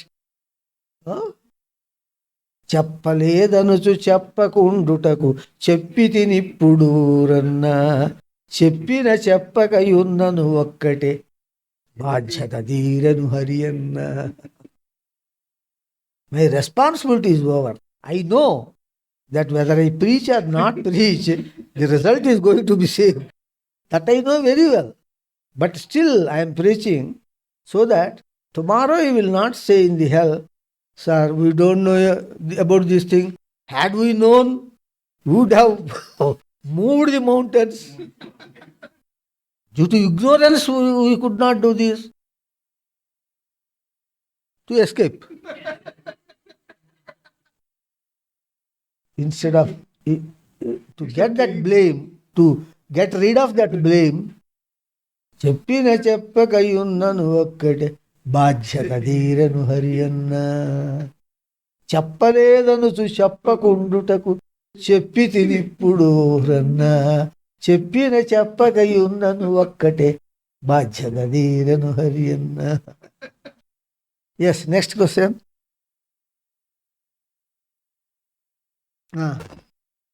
Sudharani Swami. Swami, in past satsanga, you have revealed that I may have an internal desire to become incarnation in future, which presently is not there in me. How can I get rid of that dangers for me? What is the sādhanā that I have to do to get rid of that such a dangerous place? Only one sentence is sufficient. If I think that I want to become incarnation, I will be more and more disqualified, and that post will go more and more far. It is only disqualifies. It only disqualifies. Instead of that, you can say, I want to preach some good spiritual knowledge to the humanity and help them in their salvation. That much you can think. Then God will automatically make you incarnation. But starting itself, I want to become incarnation. The liking is for the chair, not for the responsibility. Powers always accompany the responsibilities. There is a saying. Powers always accompany the responsibilities. So you think of the responsibility. Don't think of the power. If you think that I want to become human incarnation, that means you are aspiring for power, not responsibility. Suppose you think, I want to serve the humanity, I want to help some human beings from the ignorance and lead them to the true spiritual knowledge, to the true path to God. I want to help. That is responsibility. If you think responsibility, power will be given. If you think power, you will be moved far and far from the position. Follow? What can we do to not to sprout that idea of getting incarnation, Swami? To think about that like this, as I told, we should not aspire for power. We should aspire only for responsibility. That you repeatedly think. That will form a samskara in you. And that will always come to your risk at the proper time.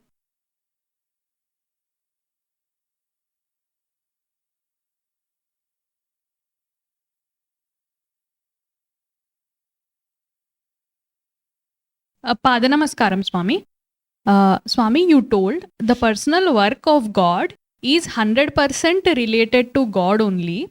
If you see the mission of God, it is 50% related to the welfare of the souls and 50% related to God. Because God is pleased by the mission. Gita says that perfect devotee shall have 100% concentration on God only, which is called as single-pointed devotion. Some devotees say that they are unable to do personal service to Swami and they are not much interested in propagation of Swami's knowledge. So, does this show that their higher level of one-pointed devotion to Swami? Yes, perfectly, that is correct. After all, what is the ultimate spiritual effort or sadhana? To develop 100% concentration on God. That is everything. Why should you worry about the mission of God? Even without you, He can do it in fraction of a second. If He wants. Unless you help, He can't do it. Is He so incapable? Is God Rama so incapable of crossing the sea, killing Ravana, and getting back Sita? In fact, it is also correct because he need not cross the sea. If he thinks, let Ravana die, let Sita come to my side, it will happen in fraction of a second. No need of bridge, no need of war. Why should you think about the propagation of spiritual knowledge? If suppose God thinks, let all be liberated, all will be liberated. Even if you do some propagation work of God, you will put your dirty finger somewhere and spoil the mission only. And spoil the propagation of spiritual knowledge. Because somewhere you will show your intelligence and give a false concept. Misinterpret the concept. Because we are dog's tails. We are dog's tails. Our tail never is straight. So if some concept told by God is to be preached to public, we will certainly curve it. So instead of spoiling, better keep silent. God will Himself do it. So that is not the point at all. That is not the entire essence of the spiritual knowledge is to develop full concentration on God only. Leave everything behind. Leave everything aside. The only essence is God. If God wants, whether it is personal work or public work, that is immaterial to me. What He wants, that is the essence. That is the essence of the entire scriptures. Only concept. What He, see, that is what in Krishna Bhagavatam there is one sloka. Apapunya vivekaya kutoyam grandha vistaraha. The Gopikas were sages previously. They wrote the ethics, Dharma Shastras. They told, Papa Punya Vivekaya, which is Punyam and which is Papam. For that, why we have written so many Dharma Shastras? What is Punyam and what is Papam can be told in one sentence. Why we have written unnecessarily so many books? What is that one sentence? Hare Kopakaram Papam Punyantasya Priyapradam. What is Dharma? What is Punyam? That which pleases God is Punya. That which is disliked by God is Adharma or Papa. One sentence. Why we have written so many books to explain what is papa, what is punya, what is dharma, what is adharma? Simply one sentence we could have told. Hare kopakaram papam. If it is not liked by God, that is papam. Punyandasya priyapradam. If it is liked by God, that is punyam, that is dharma. In one sentence it is told. It can be told. Why have written so many dharma shastras for papa, punya, dharma and adharma?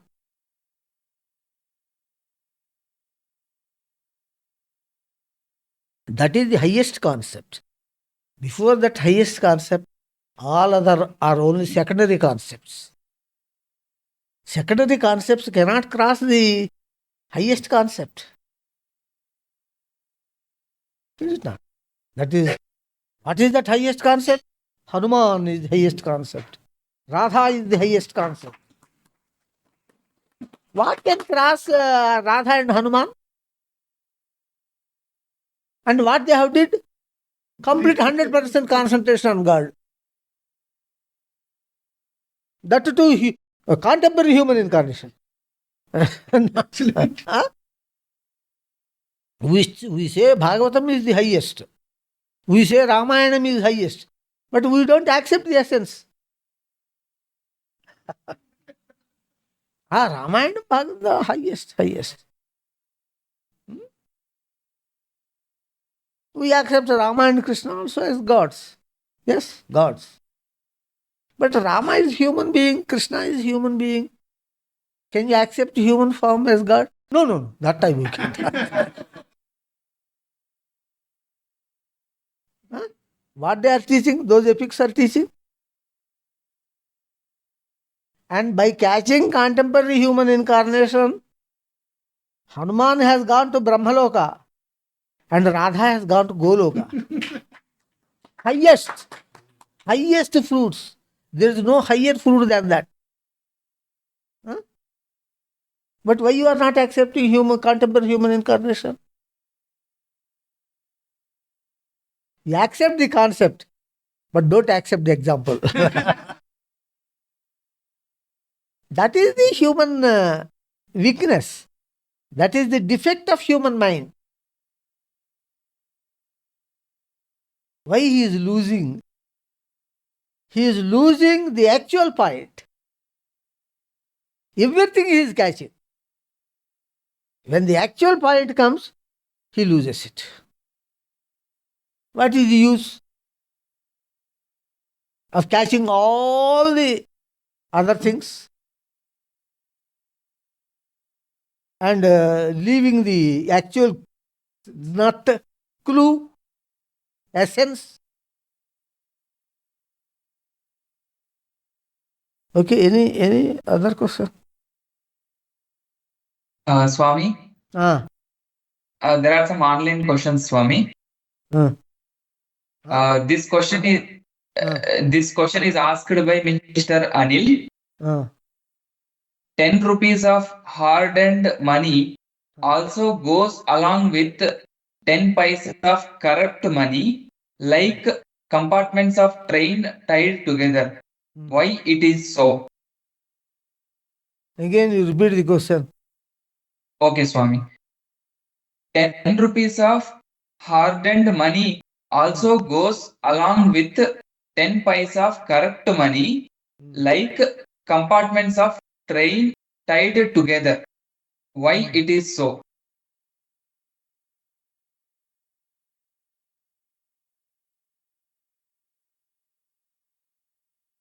I am not catching the essence of the question. Why it is so means it is like Satyareddy asking question. Swami, when you came as Vamana, you suppressed Bali Chakravarti. Instead of that, he could have asked, when Vamana came to suppress Bali Chakravarti, like that you can start. When you came as Vamana. so that Kerala government will send police to arrest me. Because for them, Bali Chakravarti is very important. Onam festival, they worship Bali. Why it is so means, what can I do? That is a natural phenomenon. Why mango fruit comes to mango tree? It comes like that. So, one thing I can say here, that 10 rupees justified money and 10 paisa corrupt money. From this I can draw one concept, that is, even a person who is following justified path, most of his path is justified, but somewhere he does some 10 paisa corruption. Somewhere he slips. In some small place, at least he slips and earns 10 paisa. Then only every 10 rupees, every justified earned 10 rupees, 10 corrupt paisa will go. That means a person who earns 10 rupees in justified way is not present in the world. In this world, at least in this Kali Yuga. That is the conclusion I can draw from him, from his question. That shows the present situation of the world in Kali Yuga, that there is no 100% absolute justified person. Because in Kali Yuga, 3/4 is injustice. 1/4 is only justice. Therefore, injustice is ruling the Kali Yuga. So, there is no 100% justified person.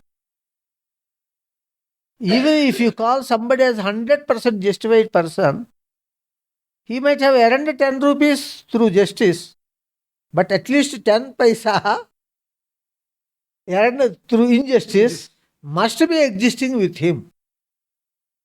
So you ask why? Why means it is because of this Kali age. Why Kali age? Why you are blaming Kali time? Yes. In fact, we should not blame time. We should blame ourselves. That means our ethical standards have fallen today to such extent that we don't find any 100% justified person in the present time. At least some little 1 paisa injustice must be with everybody. But by this, you should not develop a concept that how can you advise me? You are also having 1 paisa injustice. You see, you are having 1 paisa injustice, but I am having a 90 paisa injustice. That is why you can advise me. You should see the quantity also, not quality only. Quantity also. See, you have come to this house. 1 mustard seed might have stuck to your pant, and you might have gone to home. That is also theft of mustard seed. And another fellow saw some pumpkin fruit and might have stolen it to the house. That is also qualitatively theft. Then the thief of mustard seed can advise that other fellow, don't steal pumpkin fruit. It will become theft. No, you have also stolen mustard seed. What right you have to advise me? Not like that. Quantitative difference must be also taken. After all, 1 paisa injustice by his lack of attention, by his negligence, it might have been done. Thinking that it is also correct, he might have done that 1 paisa injustice. So, like that shows the general fall of standard of ethics and general fall of devotion to God. If devotion to God is there, sin will not be done. In fear, relaxation may come. But if devotion is there to God, the sin will not happen. If unintentionally, unknowingly, some trace of sin happens, it will not create much problem to him. It is unintentional. You are walking on the road, the ant has fallen under your feet, it died. There is no intention. It is not a sin. So therefore, you have to treat such people also as 100% justified people. Okay? Okay? Yes, Swami. Swami, next question is from Mr. Ansraj. Namaskaram, Swami. What are the various forms of theoretical and practical devotion that can be practiced?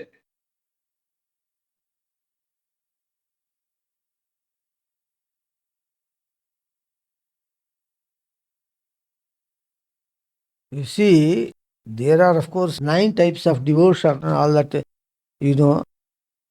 Ravanam, Kirtanam, Viṣṇu Sahasranāma, Padasevanam, Archanam, Vandanam, Dasyam, Sakhyam, Atmanivedanam. These 9 types of devotion are told by the scripture.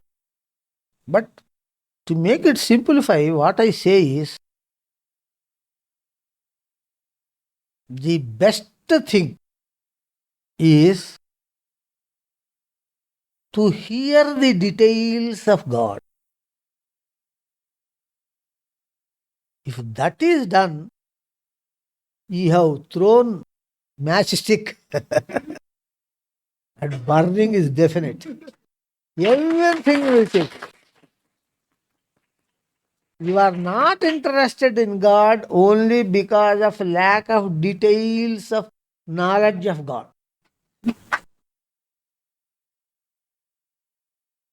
So, here, when you see the TV, you see the channels which preach the details of God and also which preach the spiritual knowledge of God, that is the real essence of God. And if you see cinemas which are completely divine. Even partially divine are also good. Nowadays they are taking cinemas, the trend is everything social, now and then God introduction. Like that Hanuman picture. Huh? Very 1 or 2 places only God Hanuman appears. Rest is a social story only. There also the impression on God can happen very well. It is just like while eating the hot dishes, you eat the sweet dish. That will be very tasty, than continuously eating the sweet dish. That you will get bored. Is it? So such cinemas are getting good success also. Now. So many cinemas. Eat continuously hot dishes. Now and then you eat the sweet dish. That will have lot of impression. Yes. Such a trend cinemas are succeeding nowadays. Completely social, this picture is just like eating continuous hot dishes. That's also, you will get bored. Completely eating sweet dishes, also you will get bored. So that is why God says, in Datta Vedam I have written, నా మాయ దోహదకారిణియే తప్ప విఘ్నకారిణి కాదు. You are in the path of devotion. For some time you will be forcibly dragged to the world. And you will spend some time in that world. And you get bored, vexed, pained. Then you will come to the God. It is just like the culvert. Culvert stopping the water, flow of water, only to increase the speed of the flow of water. When it crosses the culvert, it brings lot of speed. Lot of speed.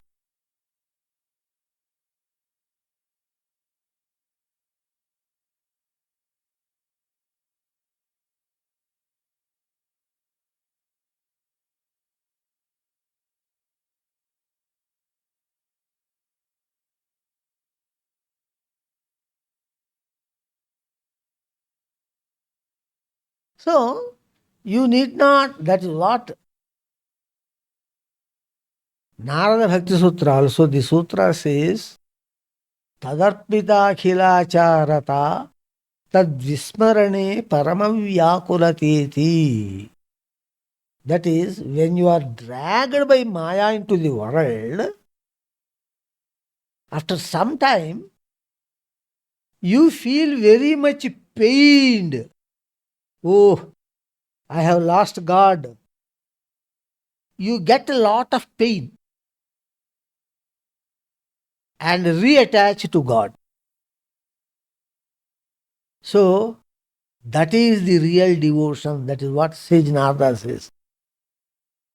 Tad vismarane paramavyakulateti. When you are dragged into the world from God, you will be bored with the world for some time. And then, when you return to God, it is just like water crossing the culvert with a terrible speed.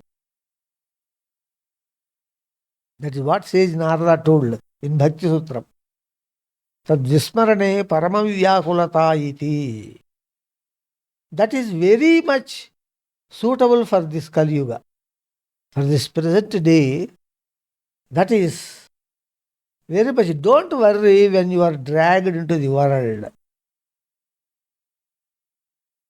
And when you come back from the world to God, you will get very good attachment to God. Very good attachment. So that world dragging to the world, dragged to the world, serves like a hot dish while eating sweet dishes. It only increases the devotion. So you need not worry, Hare, we are dragged into this world unnecessarily. We have forgotten God. I have lost the time unnecessarily. See, you have lost the time, no doubt. But that in that time, the speed of the water is slow. But even though you lost the time, when you get back, the speed is very much. That is Sage Narada's excellent point.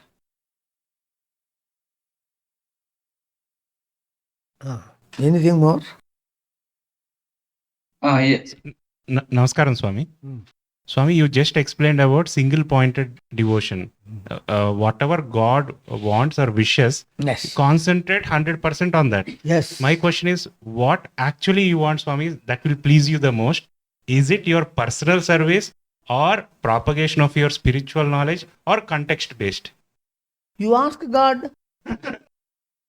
That's what. Simple. See, what is your, would you like to take coffee or tea or some cool drink? That is what people ask, Yes. Huh? What you like, I must know. And I must bring that to you without asking you. Without asking you, I bring coffee to you, deciding that you like coffee. Then the mistake is that your intention is that coffee is liked by God. That is your intention. But God should like the coffee. That is the concept.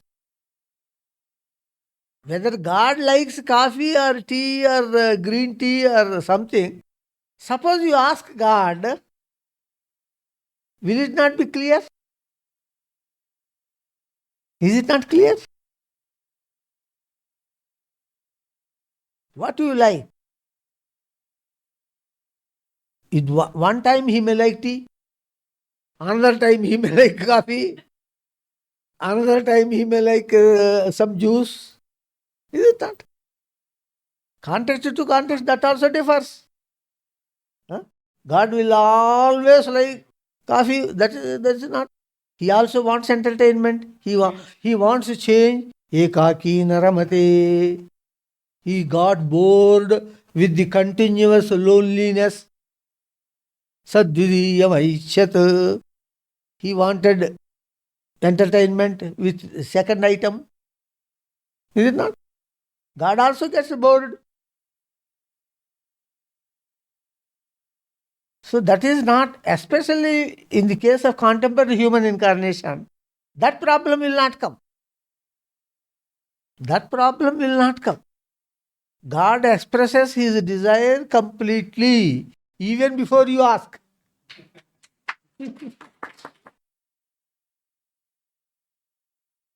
I tell you an example.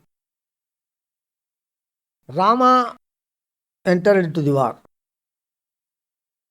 After the end of the first day war, Rama told to Ravana, you bring back Sita and give to me. I will stop the war and go back to Ayodhya. Then what Hanuman should have thought? Hanuman is also avatar, incarnation of God Shiva. God Shiva took the avatar of Hanuman incarnation to help Rama to kill Ravana. The main purpose of Ramayana is to kill Ravana. Who is troubling all? Is it not? Then Hanuman should have thought like this. This fellow Viṣṇu is very selfish. He says that if Sita is brought, he will stop the war and go back to Ayodhya. For what purpose God Viṣṇu took the avatar of Rama? For what purpose I took the avatar of Hanuman? This fellow forgot everything. Why Sita was why Rama went to forest? So that Ravana will steal Sita. So that Rama will go and kill Ravana. That is the thing. He forgot everything. Because Rama is Manusha Avatara, Adarsha Manusha Avatara. He is not Leela Manusha Avatara like Krishna. He doesn't remember. He is immersed in the role. He doesn't remember that he is the actor. So, but he's testing Hanuman. That is what I am telling. So Hanuman should have thought like this and come to Rama and told, Rama, you take Sita. Suppose he brings Sita. You take Sita and go back to Ayodhya. tomorrow I will fight with Ravana. I will kill Ravana. Though you are not serving the program mission, I will complete the mission. I will kill Ravana. He did not say like that. In fact, next day, had Ravana brought Sita and given to Rama, and Rama returned back to Ayodhya, Hanuman will follow Rama to Ayodhya. He will not do the war. He will not fight with Ravana. Rama already expressed. You are telling that how to know. Even before you are asking that do you like coffee, do you like tea, Rama came and told, I like coffee. I like brew coffee. He announced already. To that distance we need not go. Huh? Okay? Thank you, Swami. No, thank you. Then next. Swami, next question is from Mr. Viṣṇu. Swami, as you said, listening about divine honey, at least while drinking coffee, is the first step. Divine In the same way, honey is not divine nectar. Yes, Swami. Divine nectar, at least while drinking coffee, is the first step. In the same way, if listening to the satsang is the first step, how can people follow all the remaining steps and see God who doesn't even understand this satsang in English, which is the first step? నాకు అర్థం కాదు మీకు ఎవరికైనా అర్థం చెప్పండి. ఇంగ్లీష్లో చెప్పినప్పుడు తెలుగులో చెప్పమాకు. ఇంగ్లీష్ అర్థం కావట్లేదు, తెలుగులో చెప్పండి. తెలుగులో చెప్పమని. మరి తెలుగులో అర్థం కావట్లేదు అంట. ఇంగ్లీష్లో అర్థం కాలేదు. నా సత్సంగాలు అటెండ్ అయినా కూడా నాకు ఇంగ్లీష్ అర్థం కావట్లేదు, తెలుగులో చెప్తున్నారు కదా, ఇప్పుడు మాకేంటి ప్రయోజనం? తెలుగులో చెప్పాను నేను. ఇంగ్లీష్లో చెప్తున్నావు, మాకు తెలుగులో అర్థమవుతుంది, ఇంగ్లీష్ అర్థం కాదు కాబట్టి నేను అటెండ్ చేస్తున్నావు కదా సత్సంగా, ఇప్పుడు నాకేం అర్థం కావట్లేదు, ఇప్పుడు అటెండ్ చేస్తే ఏం వస్తుంది అంటే for so many years I did satsangs in Telugu. While was in Andhra Pradesh, I wrote several books. Several books were published in Telugu only. Yes. Almost all the books were published in Telugu. Yes, this one, all books. Now I thought that the international language or world language is English. For some time I served Telugu, my mother tongue and my native state. I served. But I should serve other states also. The rest part of the world I must serve. And if I conduct in English, then even in Telugu state, there are several who understand English. Yes. In English, there may be people who may not understand Telugu. But in Telugu state, there are people who can understand English. So, that is the program. You see, I worked in Andhra and God Datta transferred me to English. He gives a transfer to some other state. Should the employee go or not? No, I will be in Andhra only. I will not. I did lot of service in Telugu, and whatever I am teaching in English is already told in Telugu. It is already recorded and printed in Telugu. Of course, I may give different examples at different times, but concepts are same. Yes, correct. Concepts there is no loss. So, Even Telugu versions also were sending every day in the form of message. All the messages were sending whatever it was written in Telugu. that is also not correct. If you are sending in Telugu, why not in Tamil? Why not in Hindi? Why not in Punjabi? Huh? Malayali? Yes. You see, English, if you want to know in Telugu, you get it translated by an English and Telugu scholar. Huh? For example, let us take Rama Sundari is not entertaining much English. She always fights with me. Swami, you are not doing justice to Telugu. Like that she fights with me. But power is there. She can ask her own son. She can ask him. And he can translate and tell to her. Instead of trying to change the source, instead of saying that from that station I must get railway train only, I will not travel in bus. You have to get down at a station by train and then take a bus. No, I will not go by bus. From there also there must be railway line. That you need not do. Huh? General main lines or train lines are there. But to some places trains are not there. No. Buses are there. You have to use bus. Is it not? No, let that train come to my place also. Like that you should cooperate.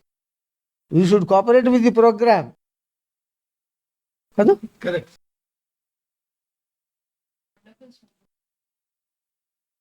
Because how can you treat me as a Telugu man?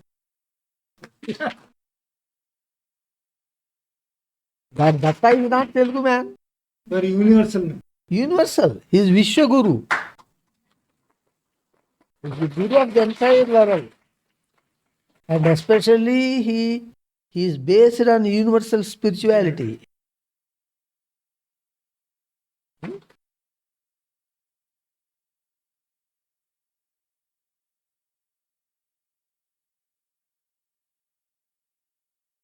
Swami, Especially I don't feel anything. Especially in Andhra people, Telugu people, they are not very active. They are always filled with doubts.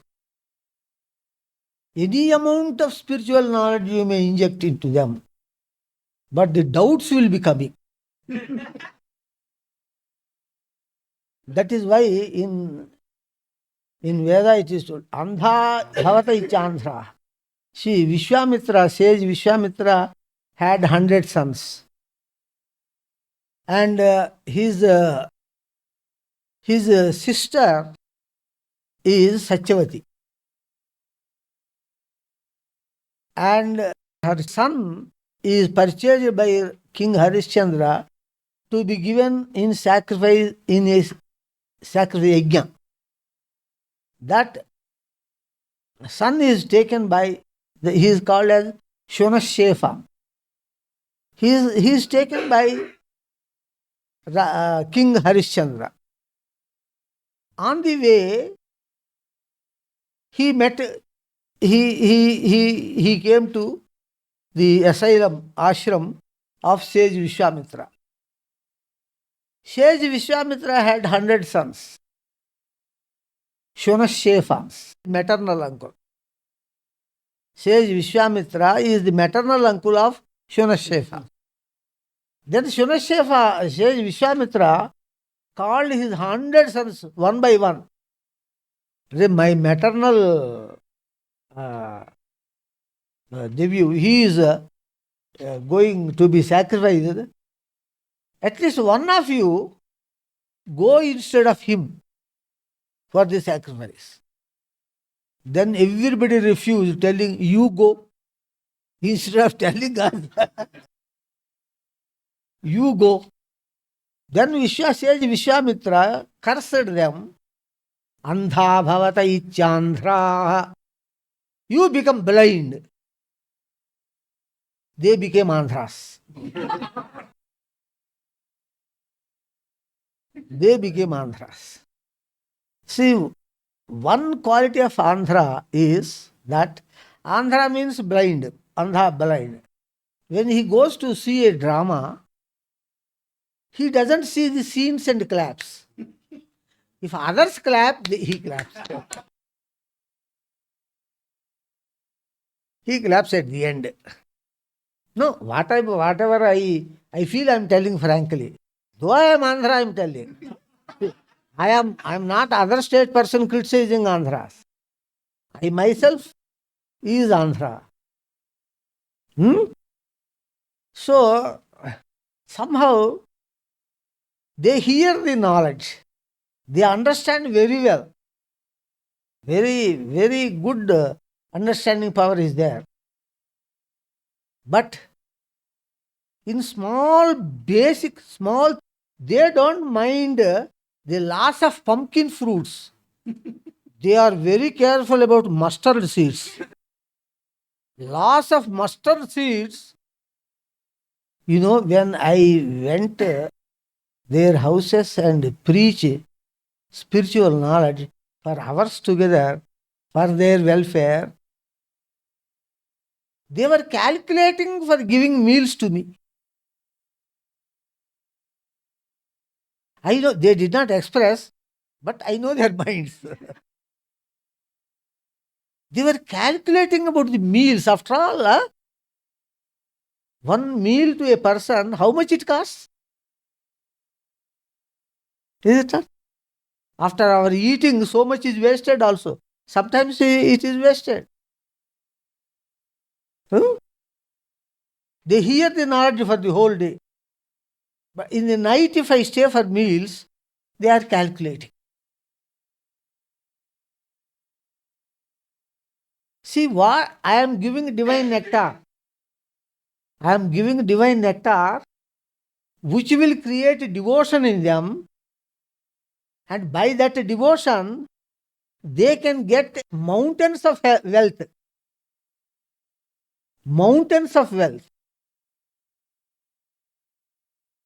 But they are not seeing that. They are calculating the cost of the meals that is given to me. See, instead of preaching this knowledge to them, if I preach in IIT entrance, I was a IIT entrance teacher in Narayana, Chaitanya and all that. They give Nalanda, they give lakhs of rupees. When I resigned for a job from KLC, Narayana has sent one of his college principal to my house, offering 60 lakhs per year. I was recognized as specialist in energetics. Energetics, there is a chapter in intermediate in IIT also. He came to my house offering 60 lakhs per year. I left it, I refused, you know that. I refused that and dedicated myself to preach spiritual knowledge. That will not only give salvation to you, but that also will develop devotion in you, by which God is pleased to give you mountains of wealth. Mountains of wealth will come by the devotion of God. Yeah? So that is how I got, really to speak, I got some aversion to Andhras. These are blind people. They cannot be uplifted. Of course, there are some exceptions. There are very good exceptions. Pani is an exception. Ajay Garu is an exception. Sharma Garu is an exception. So there are, see, everywhere there are good people and bad people. I don't say 100%. Some good people are there. Some good devotees. They are by mistake born in Andhra.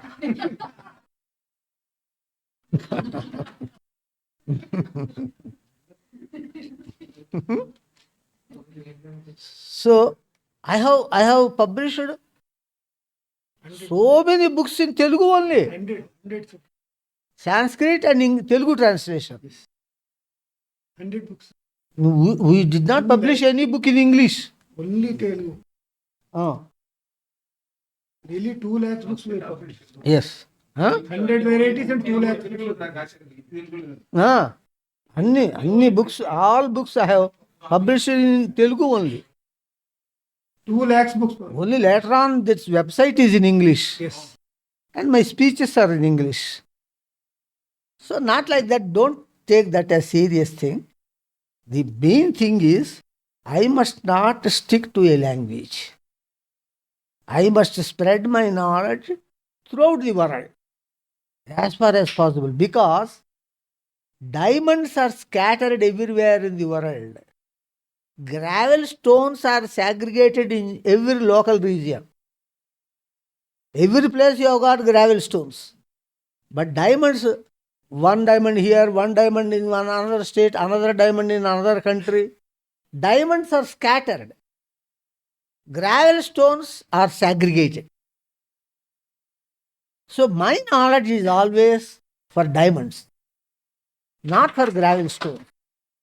What is the use of teaching gravel stones? Nothing will enter into their brain. Finally, after hearing the whole knowledge, what enters that brain, that gravel stone brain, is if we give meals to him today, what is its cost? Only that will enter into the brain. So anyway, they are also my children only. I must give more attention for them. That is why I have published so many books in Telugu.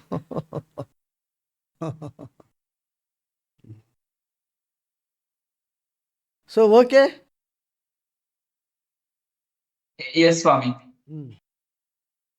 Swami, next question, Swami. This question is from Miss Bhargavi. Namaskaram, Swami. Whenever I say something related to human incarnations, my friends usually don't trust.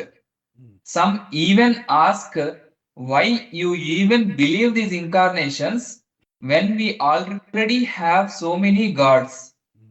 I am not good at explaining the importance of human incarnations. I am afraid they might make fun of human incarnations, which is a sin. I know you understand my situation as you are Sarvagna. What should I do, Swami? See, you simply put one question to them. Who is the greatest devotee of God in this creation so far?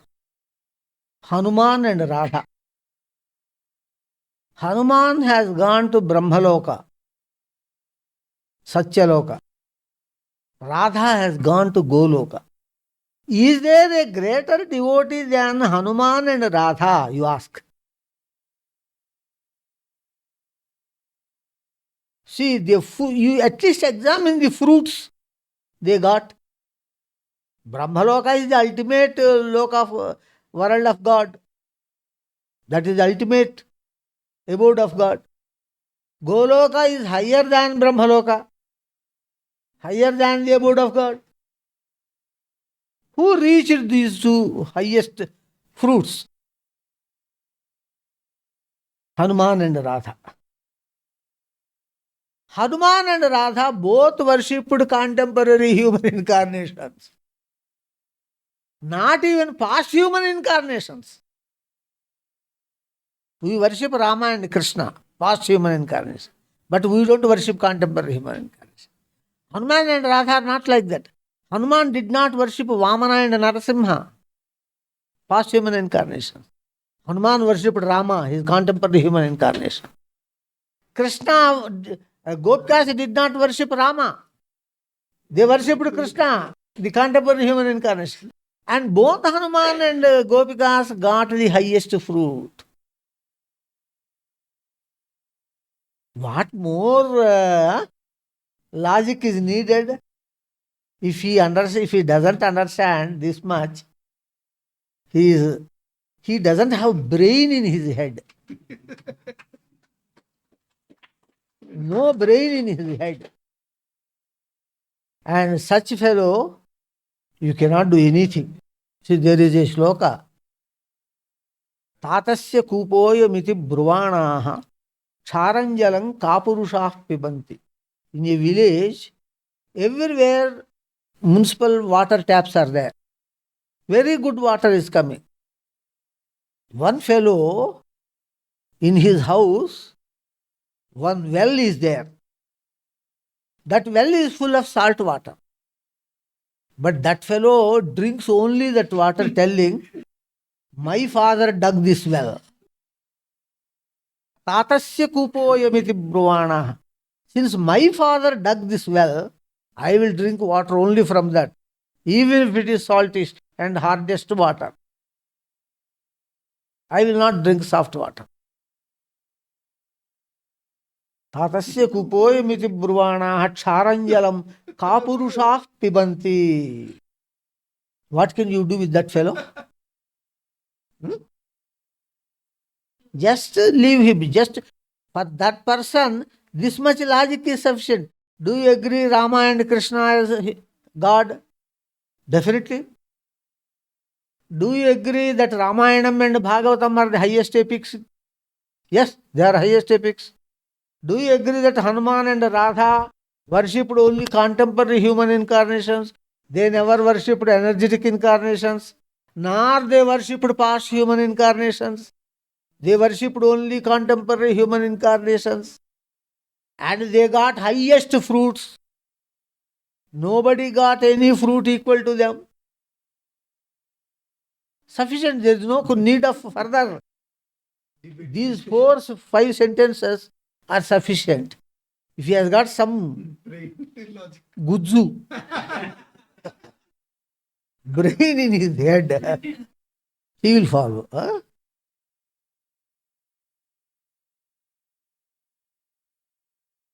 Swami, doubt. Yes. As a part of propagation of the divine knowledge, we are meeting with many people like this, and we are also posting your discourses, cut, paste in that manner. Sometimes we are discussing. Like that, the process is going on. But in spite of listening and reading all those things, the people are very rigid, that ignoring, not accepting, not rejecting, just ignoring, and want to continue chatting with me. Yes, that is how can I deal with them? Shall I continue propagation? See, you continue your propagation. It will take time to get the result. In the initial stage itself, excellent results will not come. One lady was advised to do pradakshinaams to a people tree to get issues. One round she does, and she sees something. Rather pregnant. It will take time. Huh? Some time will take. Definitely one day, Nostradamus told, one day all religions will disappear. Only one religion will remain in this entire world. One fellow will come from a country surrounded by 3 seas. He is not only a Sanskrit scholar, but also a scientist. These are written by Nostradamus. All religions will disappear, and only the Vedic religion established by him will remain. And in the entire universe, Thursday will become holiday. That is God Datta's day. So it is going to happen. One day, myself and Pani were talking with Konir Satyanarayana, chairman of KL University. He was telling, backside there was big Hanuman's photo, and he was telling human incarnation is it so much value like that. Then I told, sir, I worked there. Sir, backside of you, big photo of Hanuman is there, whom he worshipped. He was stunned.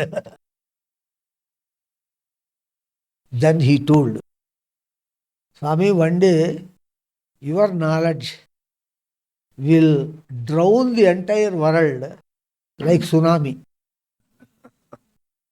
He was also there. Yes. So, one day the result will come. We'll let the pradakshanams be completed. Let her become pregnant. The child will be born. Yes. Next. Swami, next question is from Miss Snehita. Swami, if all human forms of God like Datta, Satya Sai Baba, Jesus, Allah, etc., and all of them commonly preach God is one, then why do we have so many religions? See, the internal God is only one, but the external dresses are different. Suppose in a cloth shop, are they not keeping different dresses? Only one person is going to wear all the dresses. So, these external forms are chosen by devotees as per their tastes. Somebody likes Hanuman, somebody likes Rama, somebody likes Krishna, somebody likes Datta. The dresses have different colors. Similarly, the external forms have different qualities. The entire humanity, each human being is having a specific quality, liking for a specific quality. As per his liking or her liking, the dress can be selected. The person wearing that dress, all dresses are one and the same. But there is fascination for dress, apart from the fascination to the person. Even though the wife is fascinated to the husband, she says, you wear this dress. This dress will be good for you. No, don't come in this dress. It is not. So different devotees have fascinations for different qualities, different behaviors, different personalities. So in order to be available for every human being of the humanity, the same God is wearing different dresses, and since he has the Maya power, he is becoming also as several persons, wearing different clothes. Now you choose. If you like the personality, you choose that personality. If you like the dress, you choose that person wearing dress. To cater the likings of all the devotees, God has become several. Ekam sad vipra bahudha vadan. So that is for the facility of the devotees. The Hinduism is the best example which looks to cater the likings of all the devotees.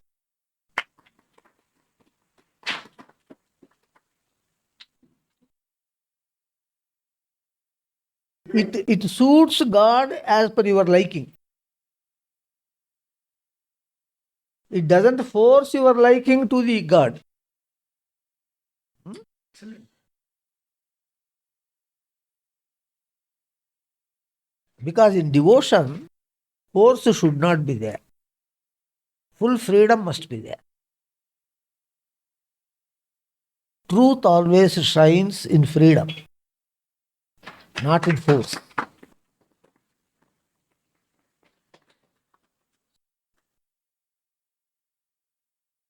Okay? Yes, Swami. One more question is there. Shall I ask Swami? Okay, Swami. This question is from Mrs. Suganya Raman. Pada Namaskaram, Swamiji. In Viṣṇu Sahasranāma, there is a verse when Parvati Devi asked about how scholars can chant the whole Namavali without fail.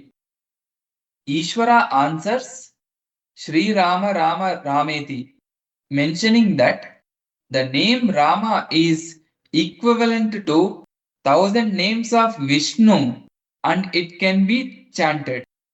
My question is, when Lord Krishna was there at that time as contemporary human incarnation, when Viṣṇu Sahasranāma was given, why the previous or past incarnation Lord Rama was mentioned by Ishvara? At your lotus feet, your servant Suganya Rama. Yes. Here, when Ishvara said Sri Rama Rama Rameti, he told, God Shiva told the name of Rama not in the view of the son of Dasharatha. He took the word Rama in its real sense. What is the meaning of Rama? Ramate iti Ramaha. Ramayati iti Ramaha. He who entertains himself is Rama. He who entertains others is Rama. These are the meanings of the word Rama word. That indicates the root God and the root story. Why all this creation came? Only for entertainment. Not only his self-entertainment, he created certain souls. In order to entertain them also, he created the world. To pacify his hunger and to pacify the hunger of the family members. So, the word Rama there denotes the root sense of the God. Why God created this world and making all this confusion and all this? For that, the word Rama answers. He who entertains himself, Ramate iti Ramaha. Ramayati bhaktan swajanan iti Ramaha. He who entertains his devotees is Rama. In that sense, when God is taken, all the other 1,000 names of Vishnu, God, mean different activities of God. And what is the source of all those 1,000 different activities of God? This entertainment only. Only root. Entertainment is the root for all the actions of God. There is no other purpose of any action of God except entertainment. So we do several activities. One activity to do job, earn, to fill our stomach. Some different purposes. But for God, any activity of God has only one purpose, that is to entertain. To entertain himself and to entertain his devotees also simultaneously. Devotees are also entertained. Yes. So that is the root essence of all the activities of God. All the activities means all the names of God. So the root essence of all the names of God must be Rama only. Yes. There, even Krishna doing any activity contemporary Rama. is only Rama. In fact, than Rama, Krishna is more entertained by his so many leelas. Yes. You know? So, the son of Dasharatha, Rama is not actual Rama. Krishna is Rama. Actual Rama. If you know the meaning of the word Rama, you will find. That is why God Shiva told that sentence. Okay? Yes, Swami. Huh? In Bhakti Sahitya also, many of the gurus, worldly gurus, took Rama Shabd as a substitute for God, not for Dashrathaputra Rama, like Kabir Das and all other Jnanashri Shakha devotee, Yes. Kavis. Yes. Poets. The Taraka mantra is Rama. Taraka mantra dise. Taraka mantramu korina dorakenu anyudanahitini poranna. Taraka mantram. Taraka mantram means that which makes you to cross this world, this pain, suffering of the world. That is, if you take that essence of Rama in you also, suppose you feel everything as entertainment, no pain, no suffering, let anything happen, entertain yourself. Where is the sorrow? See, world is going on its own lines. By paining yourself, by suffering, that is not going to change. Instead of paining, if you entertain, the world will go anyway constantly like that only. You are relieved from the sorrow and pain. That is called moksha.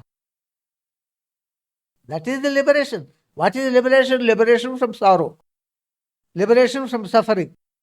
Liberation from pain. Everything is according to you, the deeds, your deeds. Every suffering is according to your deeds. They are inevitable.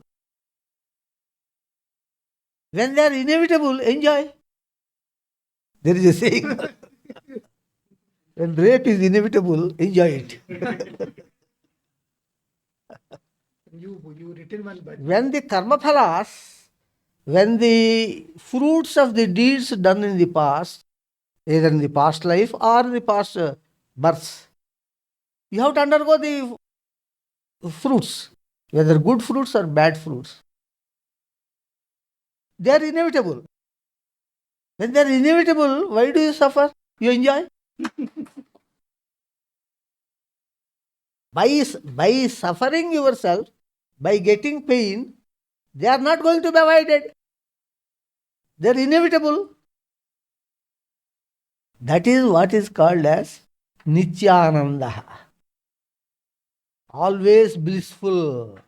Akhanda Sachidananda Swarupaha. The Ananda, the bliss.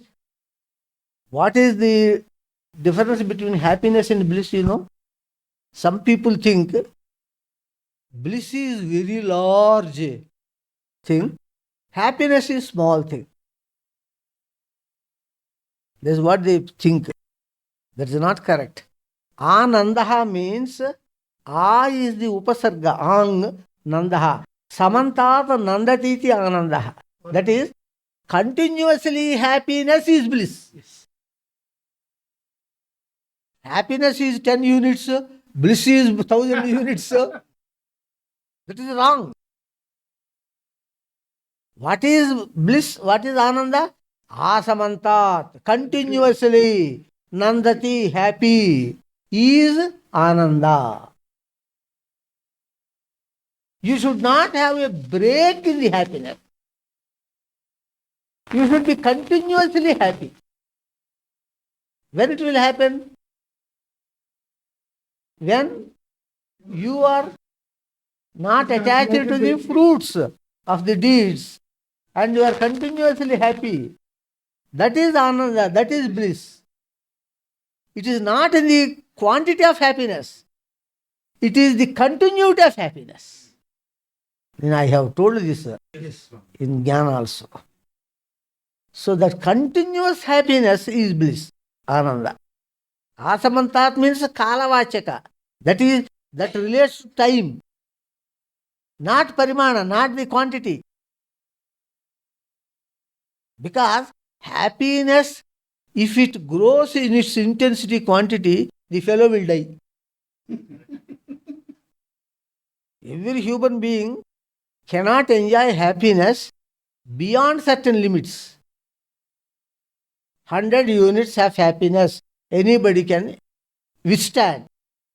If it crosses more than 100 units, the heart will stop and he will die.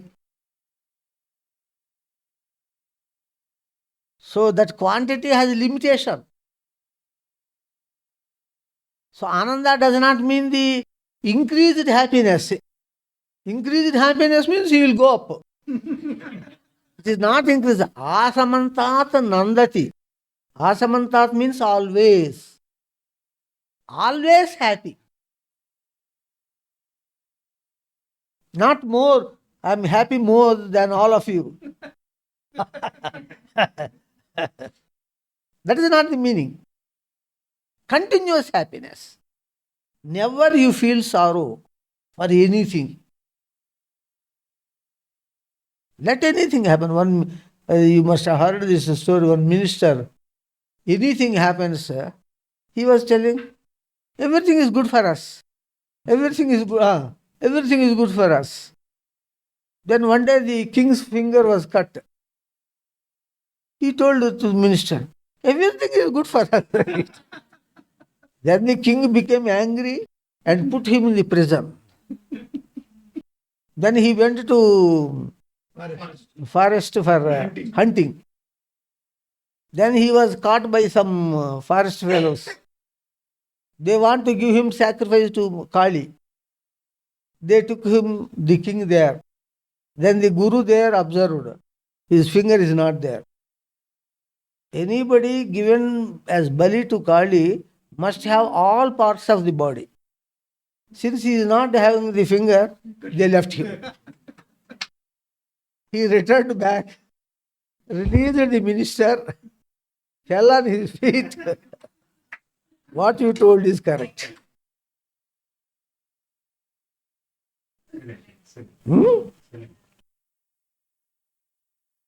Swami, you written one beautiful bhajana, Raminchuvarevurura Ninu. A Rabinchatam anedi, you see, when Sita was stolen by Ravana, Rama was weeping like anything. Then he was going to sages' ashramas. One sage asked, your God Narayana, why you are weeping? And he told, Rama means Ramate iti Rama. He who is entertained is Rama. I am entertained in my weeping. Because you see, when you eat hot dishes, then also you are entertained. Not only sweet dishes. I am entertained in the weeping. Who said that I am unhappy?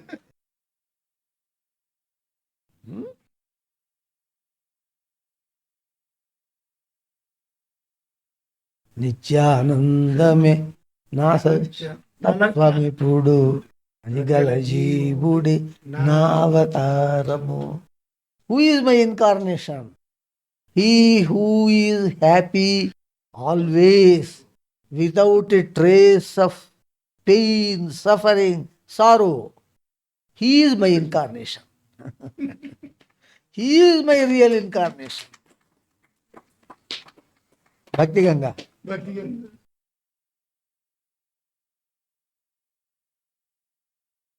My true Nityanam na Satya Gunam. నిత్యానందమే నా సత్య గుణము అదిగల జీవుడే నా అవతారము. This is my true identity. That's all.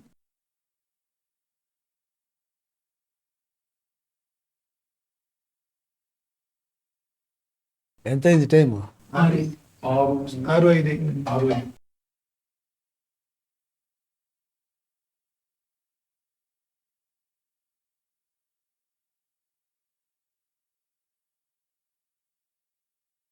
Swami? Yeah. One question is there, Swami. Yes. This question is from Sai Srinivas from Mumbai. Pada Namaskaram, Swami. How can we encounter the controversies on your previous incarnations?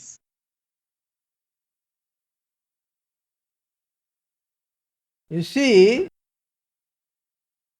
they are looking as controversies to your eyes. They are looking as different types of entertainments to my eyes. See, entertainment also must be different types. Same entertainment will also bore. Yes. So, the original intention of creating this universe is only ekaki naramate, only for entertainment. And the situations are developed in such a way that God is entertained. But at the same time, if you do deep analysis, whatever God did is justice. That is true. But there is another statement. If you do the deep analysis, whatever is justice, that alone is done by God. Excellent. Because of your petty mind, the inability of understanding of your mind, you are thinking it as injustice. I will give an example. One should not tell a lie.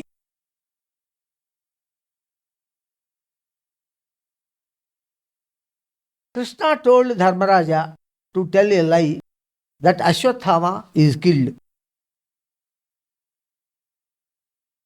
so that Drona will be killed. By telling a lie, killing a guru like Drona is injustice. That is the understanding of Dharmaraja. He did not go more deep into the subject. But the analysis of Krishna is Drona is supporting Kauravas. Kauravas are on the side of injustice. And it is very difficult to kill Drona as long as the bow is in his hand, bow and arrow. In Ramavatar also, Vali could not be fought. Because anybody who fights with Vali, half strength of the opponent fellow will join the strength of Vali, and the strength of Vali is always greater than the strength of the opponent. So nobody can defeat Vali. But Vali is doing a lot of injustice. He should be killed. Rama killed from behind the tree. That is justified. Ends justify means. Ends justify means. This is the theory of Subhash Chandra Bose. In getting the freedom, he prepared army. And let us fight with British people. Ends justify means. But Gandhi told means justify ends. That is the difference between both of them. Both are correct. Because if you take the case of Vali, Rama killing Vali from behind the tree is ends justify means. Because Vali is unjust, killing Vali is justice. So killing him from behind the tree, that is not injustice. Killing a bad fellow through false means is justified. Their ends justify means. Now, means justify ends, what Gandhi told. That is also correct in different contexts. Suppose taking this example, one fellow, such and such fellow is bad because he is my enemy. He is not actually bad. Because he is my enemy, he is bad. So, just like Rama killed Vali, let me kill from his backside. He may exploit. Ends justify means. In order to prevent it, means justify ends. Okay, you think that he is bad, then fight before him. Why do you kill him from the backside? If he fights with him before, he cannot defeat him. So there, means to justify ends. So that ends justify means is not exploited.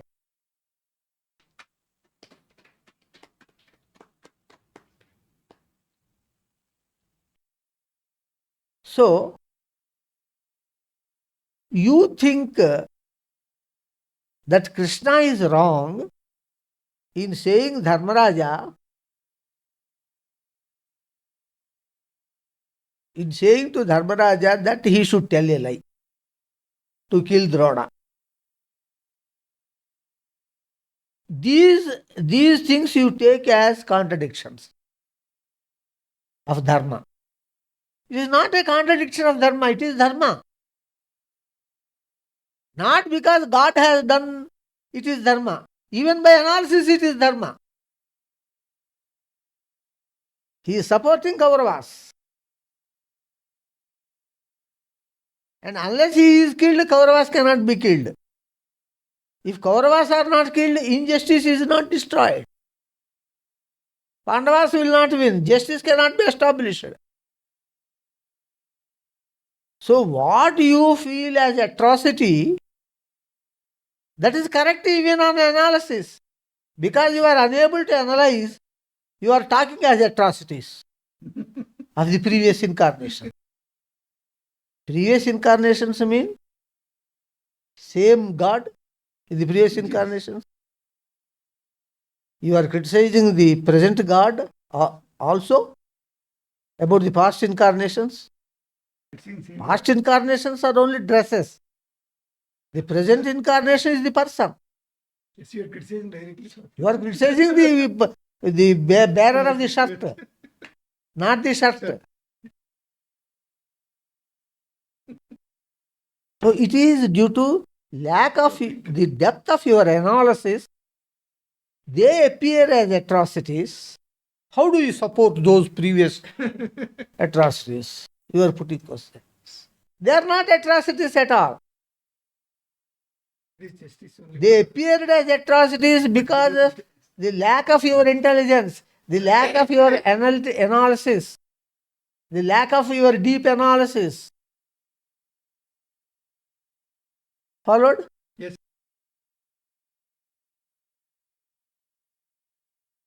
Thank you, Swami.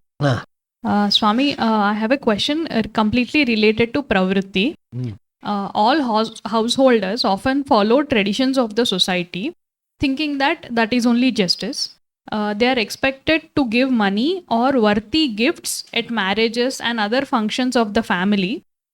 Those families already have enough wealth.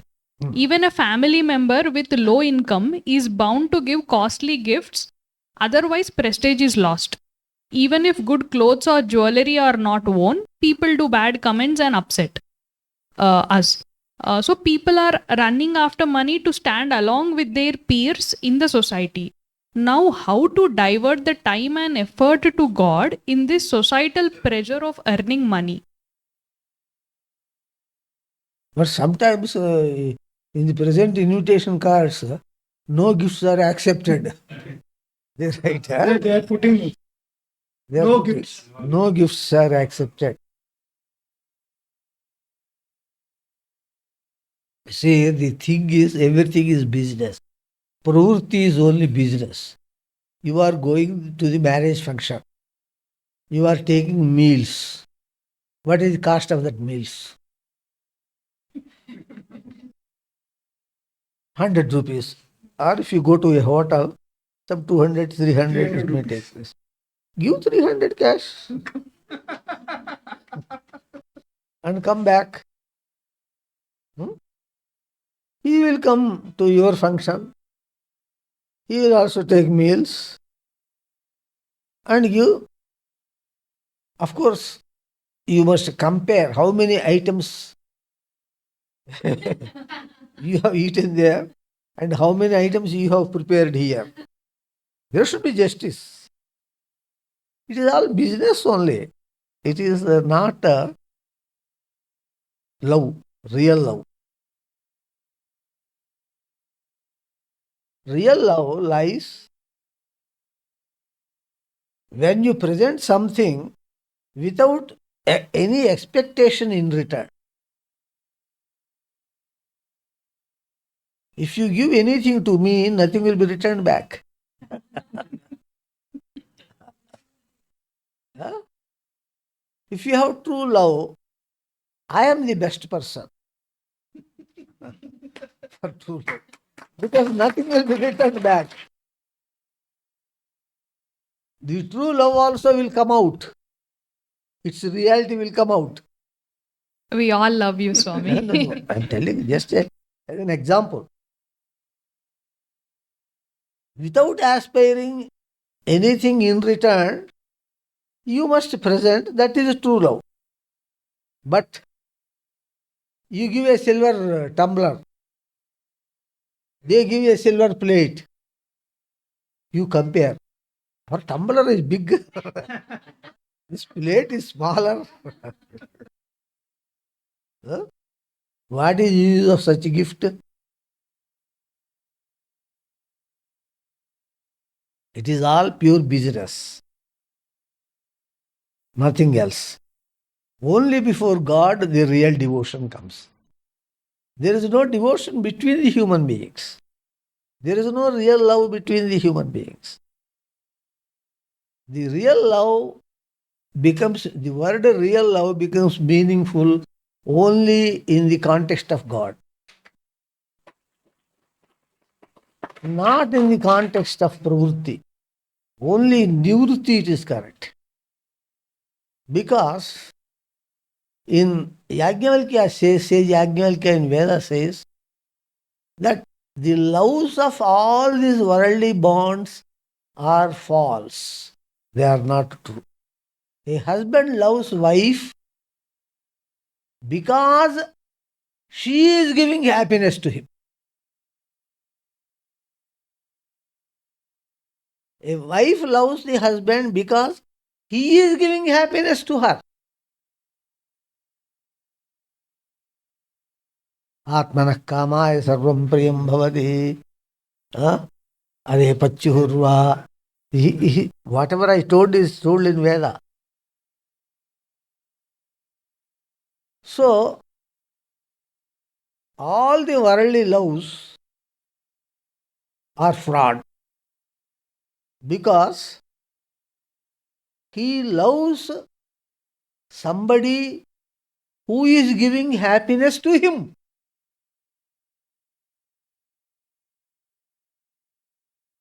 But if you take God and a devotee, God loves the devotee, but God doesn't expect any happiness from the devotee. He is already full of happiness. He is full of bliss. What kind of happiness he requires from a devotee? When he is the ocean of bliss,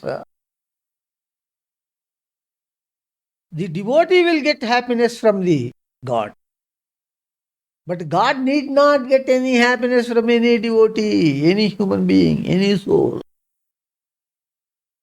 And when God loves the devotee, that is true love. Because there is no expectation of any happiness in return. But what devotee by worshipping God, he expects some happiness from God, through some boon. So only in the nivrutti, in the context of God and devotee, you will find true love, that too from the side of God only. Of course, when a person is loving you without aspiring anything from you, should you not behave in the same way towards the other person also? Is it not justified? Then why you aspire from God? Show me any person who is not aspiring from God. Everybody is aspiring. If you put one coconut, if you break one coconut, you aspire something. That water has gone on the floor. Those two halves have gone into your idli chutney. In fact, nothing you have done to God. Where is the scope for you to aspire from God? What you have given to God? That sound of breaking the coconut, which is also not sweet, which is very harsh.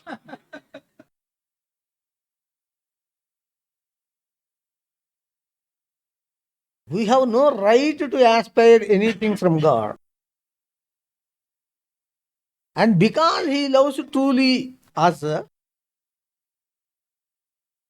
we must sacrifice to God. You must reward the true love. You are rewarding false love in the world. You are not rewarding the true love in the true love of God. Is it not?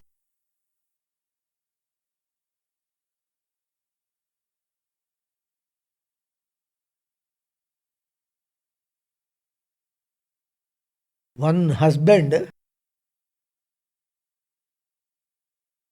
took bath in the tank and came inside the house and lied on the floor, acted like as if he is dead.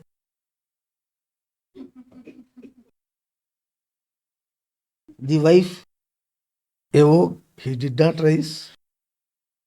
If I weep now, all the people will come, But inside the kitchen, just now the cooking is over. Some aloo curry and some tomato sambar already prepared. She closed the doors, went inside the kitchen, ate all those, then washed, wiped her mouth, then opened the doors and started weeping. All the relatives, so neighbors, they came. She is weeping. Arey, for you I have prepared all the items in the kitchen. Without eating, you have gone. Then the husband stood. Just now you have eaten.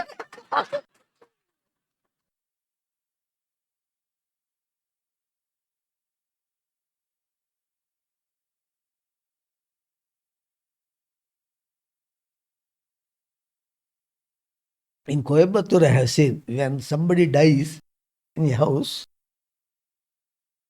people will be weeping. And the relatives, friends, etc., they come and sit.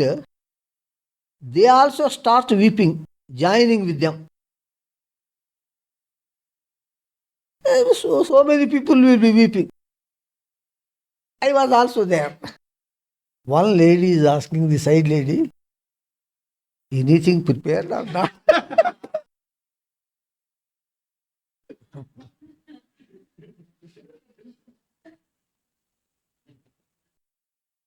When the other lady told, Upma is prepared. Then she started weeping. Actually, I have seen this. Huh?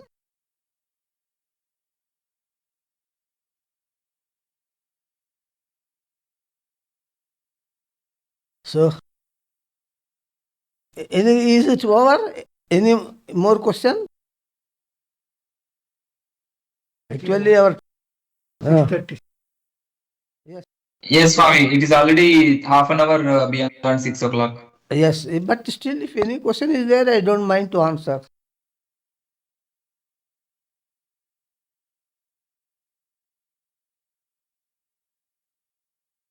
Swami, when Pandavas won the war, they got. Acha, one thing, you put 1 year only, that gold, or both the years? Oh, Swami, One. N.T. Ramarao did like that to become chief minister.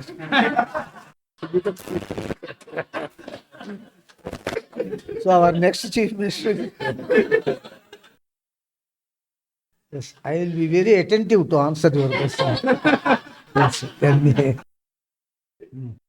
Tell me. Swami, when Pandavas won the war, they and with the help of Lord Krishna, after helping them, he went to his kingdom. He did not aspire for a single penny.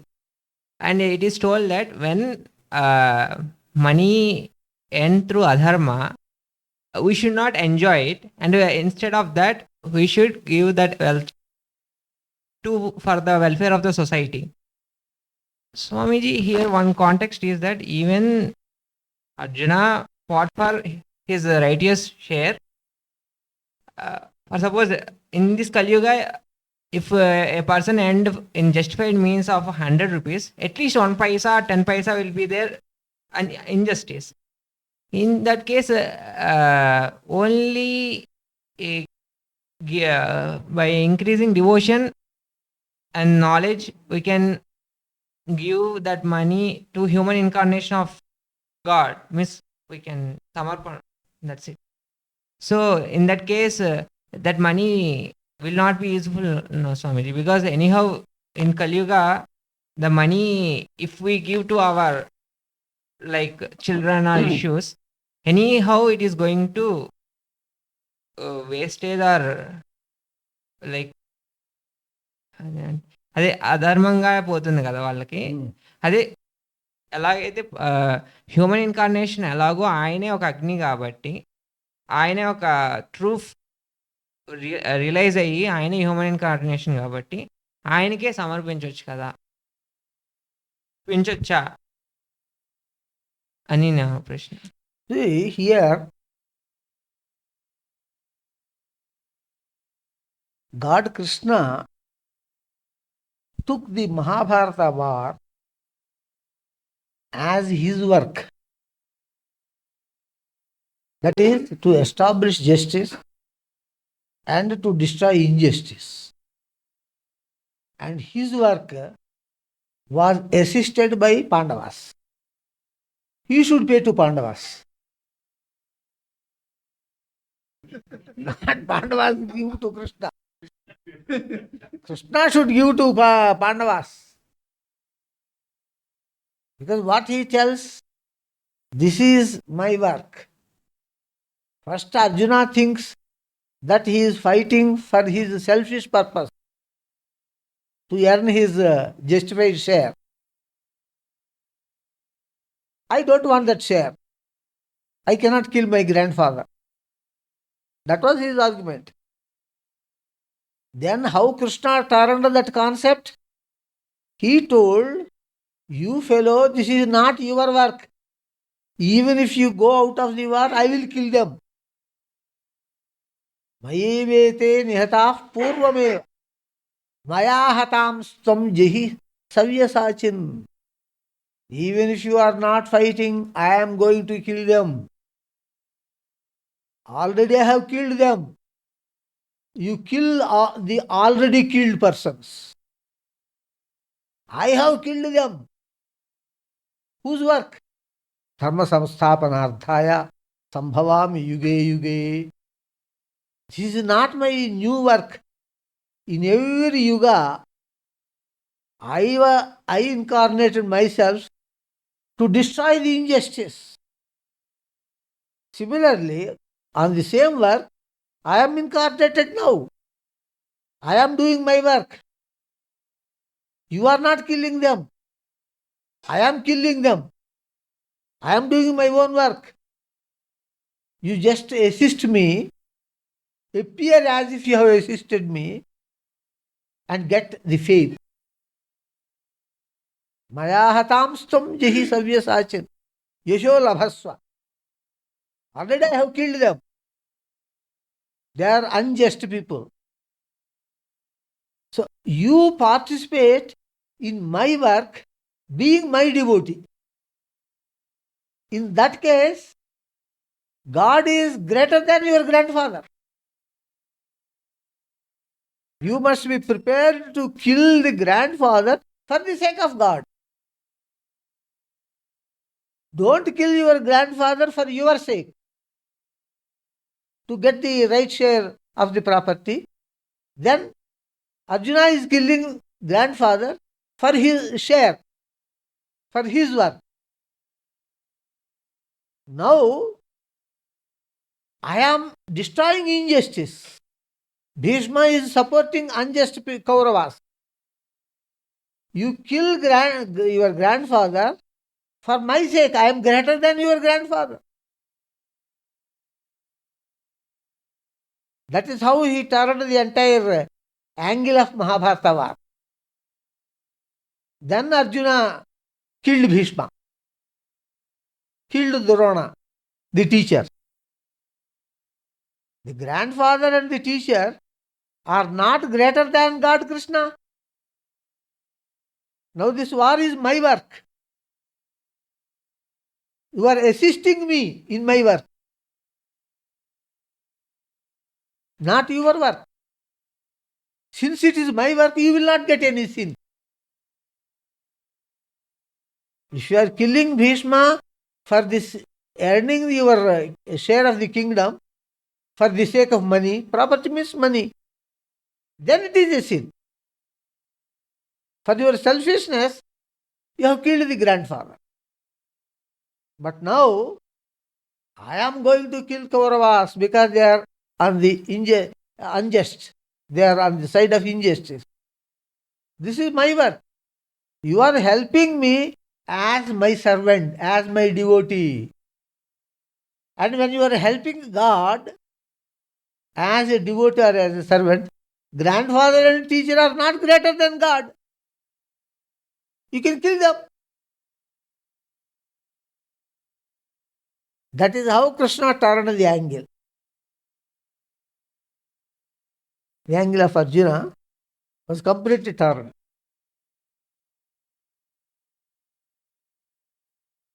And when Sanjaya told Dhritarashtra about all this Bhagavad Gita, Dhritarashtra scolds Krishna. That fellow is responsible.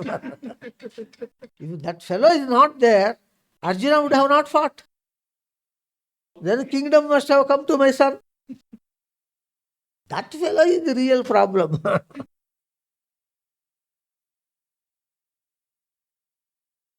Did you follow what I told?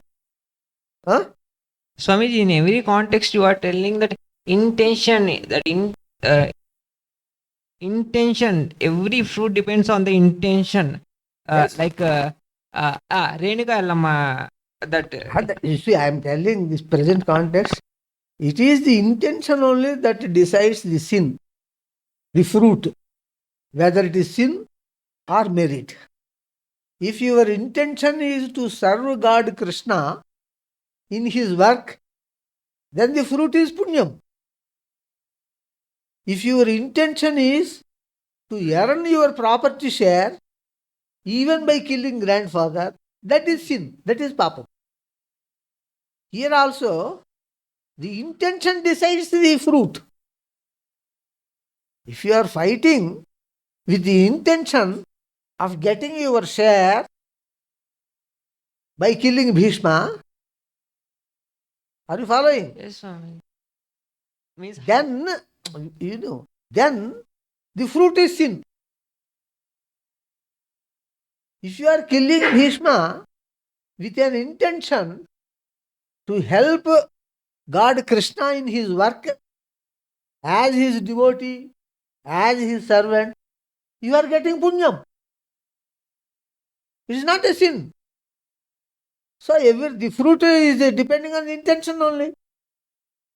Same Arjuna, same Bhishma, same killing of Bhishma. In both the sin is same. But intention differs. That was what Krishna told. Can intention can be changed by devotion? Means అంటే devotion improve అవుతూ ఉన్నప్పుడు ఆ state reach. That's what, because of devotee, as a devotee only, his intention is changed, is it not? Because Arjuna is a devotee of Krishna, his intention is changed and he fought the war. Yes. If Arjuna is not a devotee of Krishna, he will not fight. He will go back due to fascination towards his grandfather. He has to defeat the worldly bond of grandfather for the sake of God. That is the test. Datta Pariksha is only that. For my sake, which you can sacrifice? Fascination to me or fascination to your world bond? If you sacrifice world bond for my sake, then you have won in the test. If you sacrifice me for the sake of the worldly bond, then failed. You failed in the test. That is the test of Datta. Same Datta test is performed by Krishna, who is Datta, to Arjuna, who is the devotee. That is only Datta Pariksha.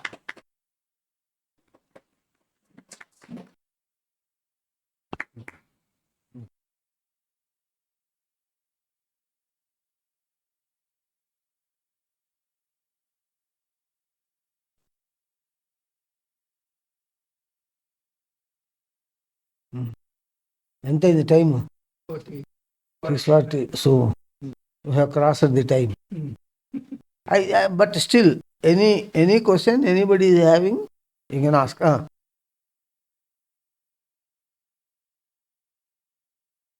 Swami, this is in context to Ramayana.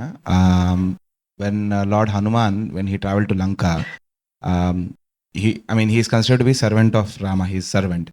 So in this context, I and Abhiram were discussing, and we had this question that when he went there, while he was coming back, he burnt the Lanka, right? So without the instruction of Rama, he does not do anything. Without the instruction of Rama, he does not do anything because he is completely surrendered to him. So can he burn the Lanka? I mean, burning the Lanka without the instruction of Rama, did he cross his... No, instruction means even mental inspiration. God can speak through mind also. Is it necessary to speak or to phone him and tell him or send email? Burn Lanka. Email or phone. Is it necessary? Rama could have told in his mind. God can communicate in any way beyond human ways, is it not? Then? So he burned Lanka based on the instruction of Rama. Can we understand from that? No, you see, you action? Can say like that also. You can also say, since Hanuman is the best devotee of Rama, in the interest of in the true context of true love to Rama, he did that for the sake of the benefit of Rama. If Lanka is burnt, the courage of the demons is finished a lot, He threatened them. Their courage is lost, is reduced. Courage reduced means the strength is reduced. The war will be easy. So you can think that from the side of devotee or from the side of God Rama. Suppose you think that Rama is incapable of sending that Hanuman did not take the permission of Rama, then we will answer like this. If you say that no, Rama did not give instruction, but still he did it in the true love of Rama, in the service of Rama. Yes, that is correct, we will say, from the side of the devotee. Both are correlating. Yes. They are not contradicting. Mattah patyavara kashin nasti sugriva sannidhau. After burning all the Lanka and killing so many demons, he says, I am the weakest monkey present with Rama. So many monkeys are there. Among all those monkeys, I am the weakest monkey. If the weakest monkey has done so much, what will be other monkeys? What will be the leader of those monkeys, Sugriva? And what will be the strength of Rama who killed Vali, the greatest monkey? Like that they will estimate. And their courage will come down.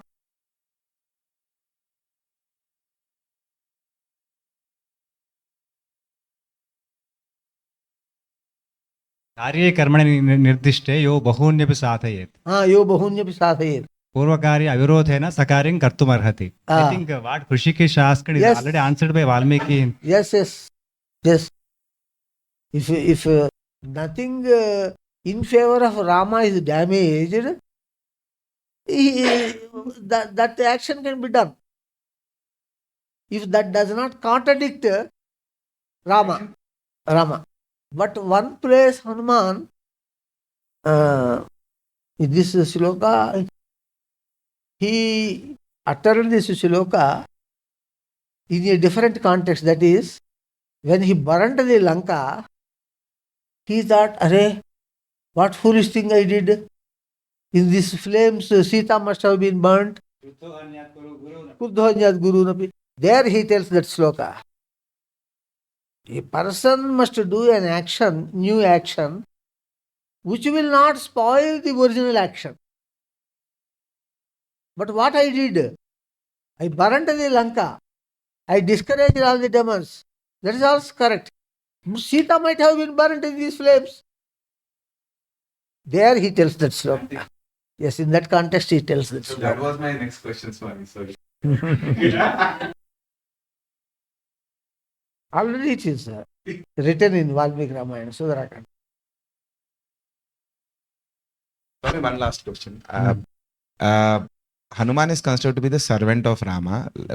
Adi Shesha is considered to be the slave. So what is the difference between servant and slave? No, Hanuman is also a slave, Dasa. Dasoham, Kosalendrasya, Ramasya Klishtakarmanaha. He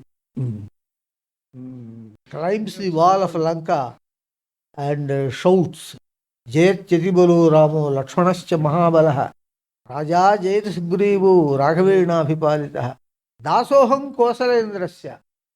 I am the servant of Rama. Ramasya Klishtakarmanaha.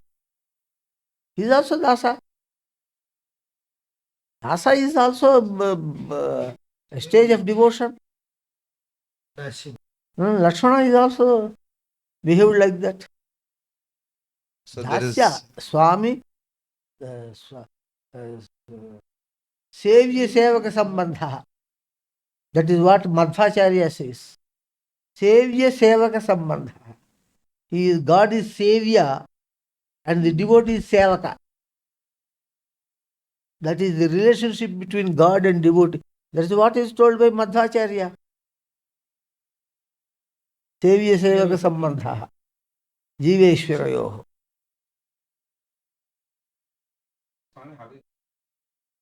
how is it different from Shesha Sheshi Sambandham, Swami? Like Shesha Sheshi Sambandha is Ramanuja. That is with Lakshmana. Dasya Sevya Sevaka Sambandha is with Hanuman. That is told by Madhvacharya. That is why in Madhvamata, Hanuman is very important. Not Lakshmana. Lakshmana is important in Ramanuja Mata. In fact, Ramanuja himself is called as Lakshmana. He is Adi Shesha Avatara. Lakshmana is Adi Shesha Avatara. Shesha Sheshi Sambandha means the part and whole. See, sometimes we say, you both are my eyes. That is Shesha Sheshi Sambandha. Part and whole. That is introduced by Ramanuja. And Sevya Sevaka Sambandha is introduced by Madhvacharya.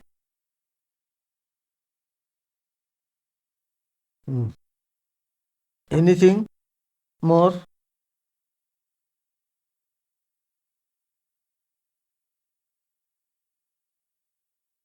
If nothing is there, we will end this session. Swami, last question. For suppose Ravana, of course, Ravana is a villain in that character Rama. Okay. For suppose Ravana, even entire Lanka was made of gold. That with the entire gold along with Sita surrendered to Lord Rama, he might have crossed even like Gopikas and Hanuman or not. Just a question. My question. Because I did not. అంటే రావణుడు తన లంకా నగరంతో పాటు సీతమ్మ వారిని రాముల వారికి ఇచ్చేసి ఉంటే అప్పుడు ఆయన ఒక డివోటీ కింద అయ్యేవారా ఇన్ కేస్ ఆ కాంటెస్ట్ కాకుండా. నాకు అర్థం కాల. మీరు చెప్పండి ప్రసాద్ గారు.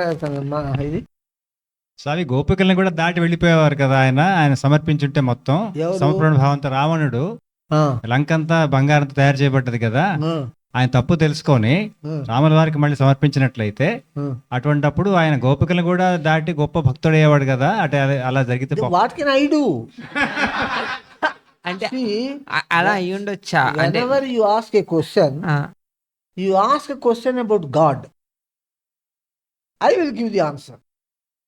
But every Tam, Dick and Harry doing something, how can you ask question to me? I am not responsible for human beings.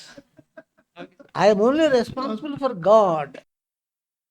God in absolute state or God in human form state. Okay. Rama did like this, how? You question, I will ask. I will answer. Krishna did like this, how? You ask, I will answer.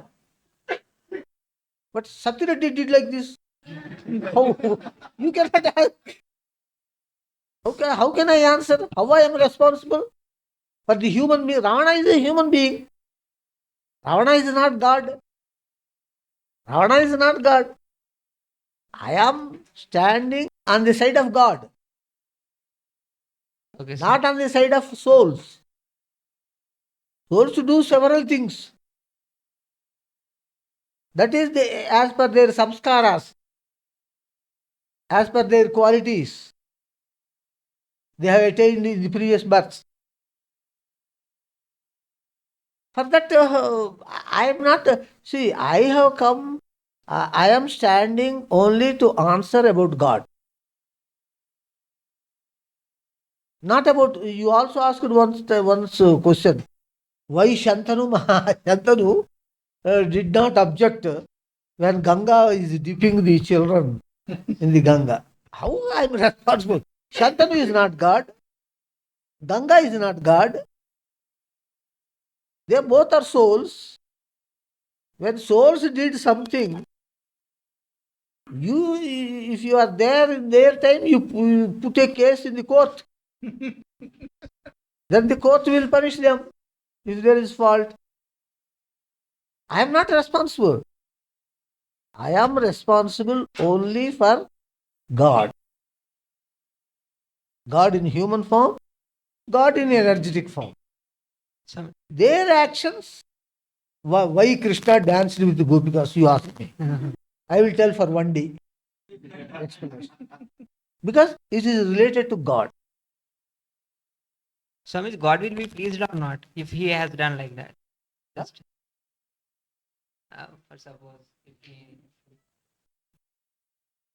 God will be pleased or not if, for suppose, he had done if God is pleased, he would have not killed Ravana. Rama killed Ravana. Is it not?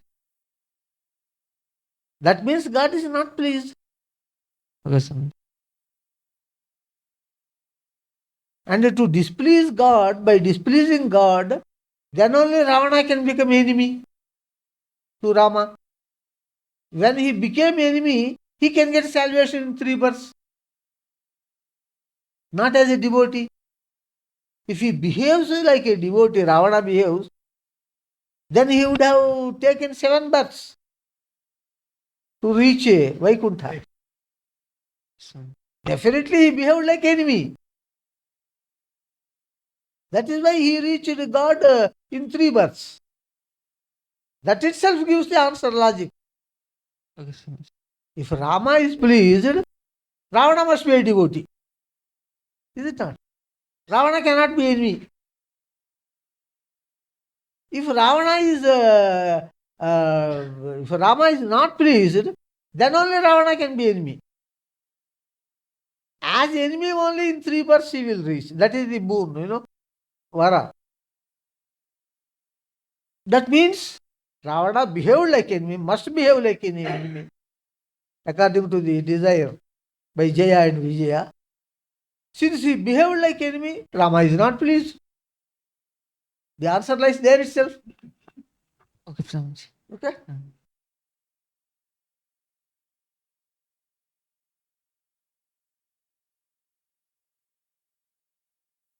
Then the next program is Swami, I just got one doubt now, sir. This is Veena Datta. Swami, the Jai Vijayas might have taken these 7 births only, no, Swami. Then that time also they will be with Lord only as friend. It is the same Lord here and there also. No, suppose Jaya and Vijaya have taken 7 births as devotees, then Jaya and Vijaya would have not behaved like Ravana and Kumbhakarna. Yes, Swami, that is correct. Yes. This is not related to the old question, Swami, but Devijaya has chosen to reach Vaikuntha in 3 births only instead of taking 7 births. Yes. But they could have also chosen 7 births because they'll be with the same Lord here also as a.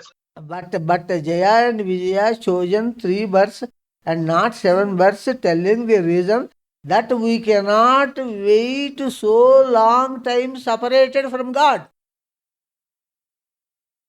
God also will be incarnated in those 7 births also, no, Swami? God is they have chosen that option to become devotees in 7 births. God would have agreed for that also. God gave 2 options. Okay, got it, Swami. Either in 7 births as devotee or in 3 births as enemy. Then Jaya and Vijaya told, we cannot wait such a long time, 7 births, to reach our God. We will reach you in 3 births itself as enemies, because the separation time is lesser. Got it, Swami. Understood. So they have chosen to be in the to be close in the form of Narayana. To be close with Narayana early as possible. And that is possible only when they become enemies in 3 births. Understood. Understood.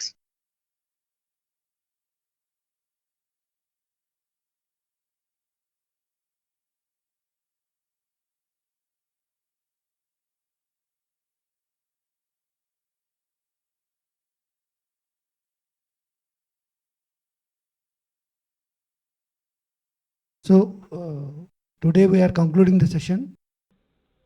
उद्वेगरहिता संतोषरहिता शांति समुद्रा श्री दत्ता शांति समुद्रा श्री दत्ता शांति समुद्रा श्री दत्ता ओम शांति शांति शांति. Lord Krishna says in the Bhagavad Gita that propagating divine spiritual knowledge pleases the Lord greatly. Jnana yajnena tenaham ishtasyamiti me matihi. Spiritual knowledge brings about permanent peace and harmony in the world. So join us in sharing this divine knowledge of Lord Datta and earn the highest grace of God. For more spiritual videos, visit our YouTube channel, Shri Datta Swami. For more discourses on true spiritual knowledge, visit the website www.universal-spirituality.org.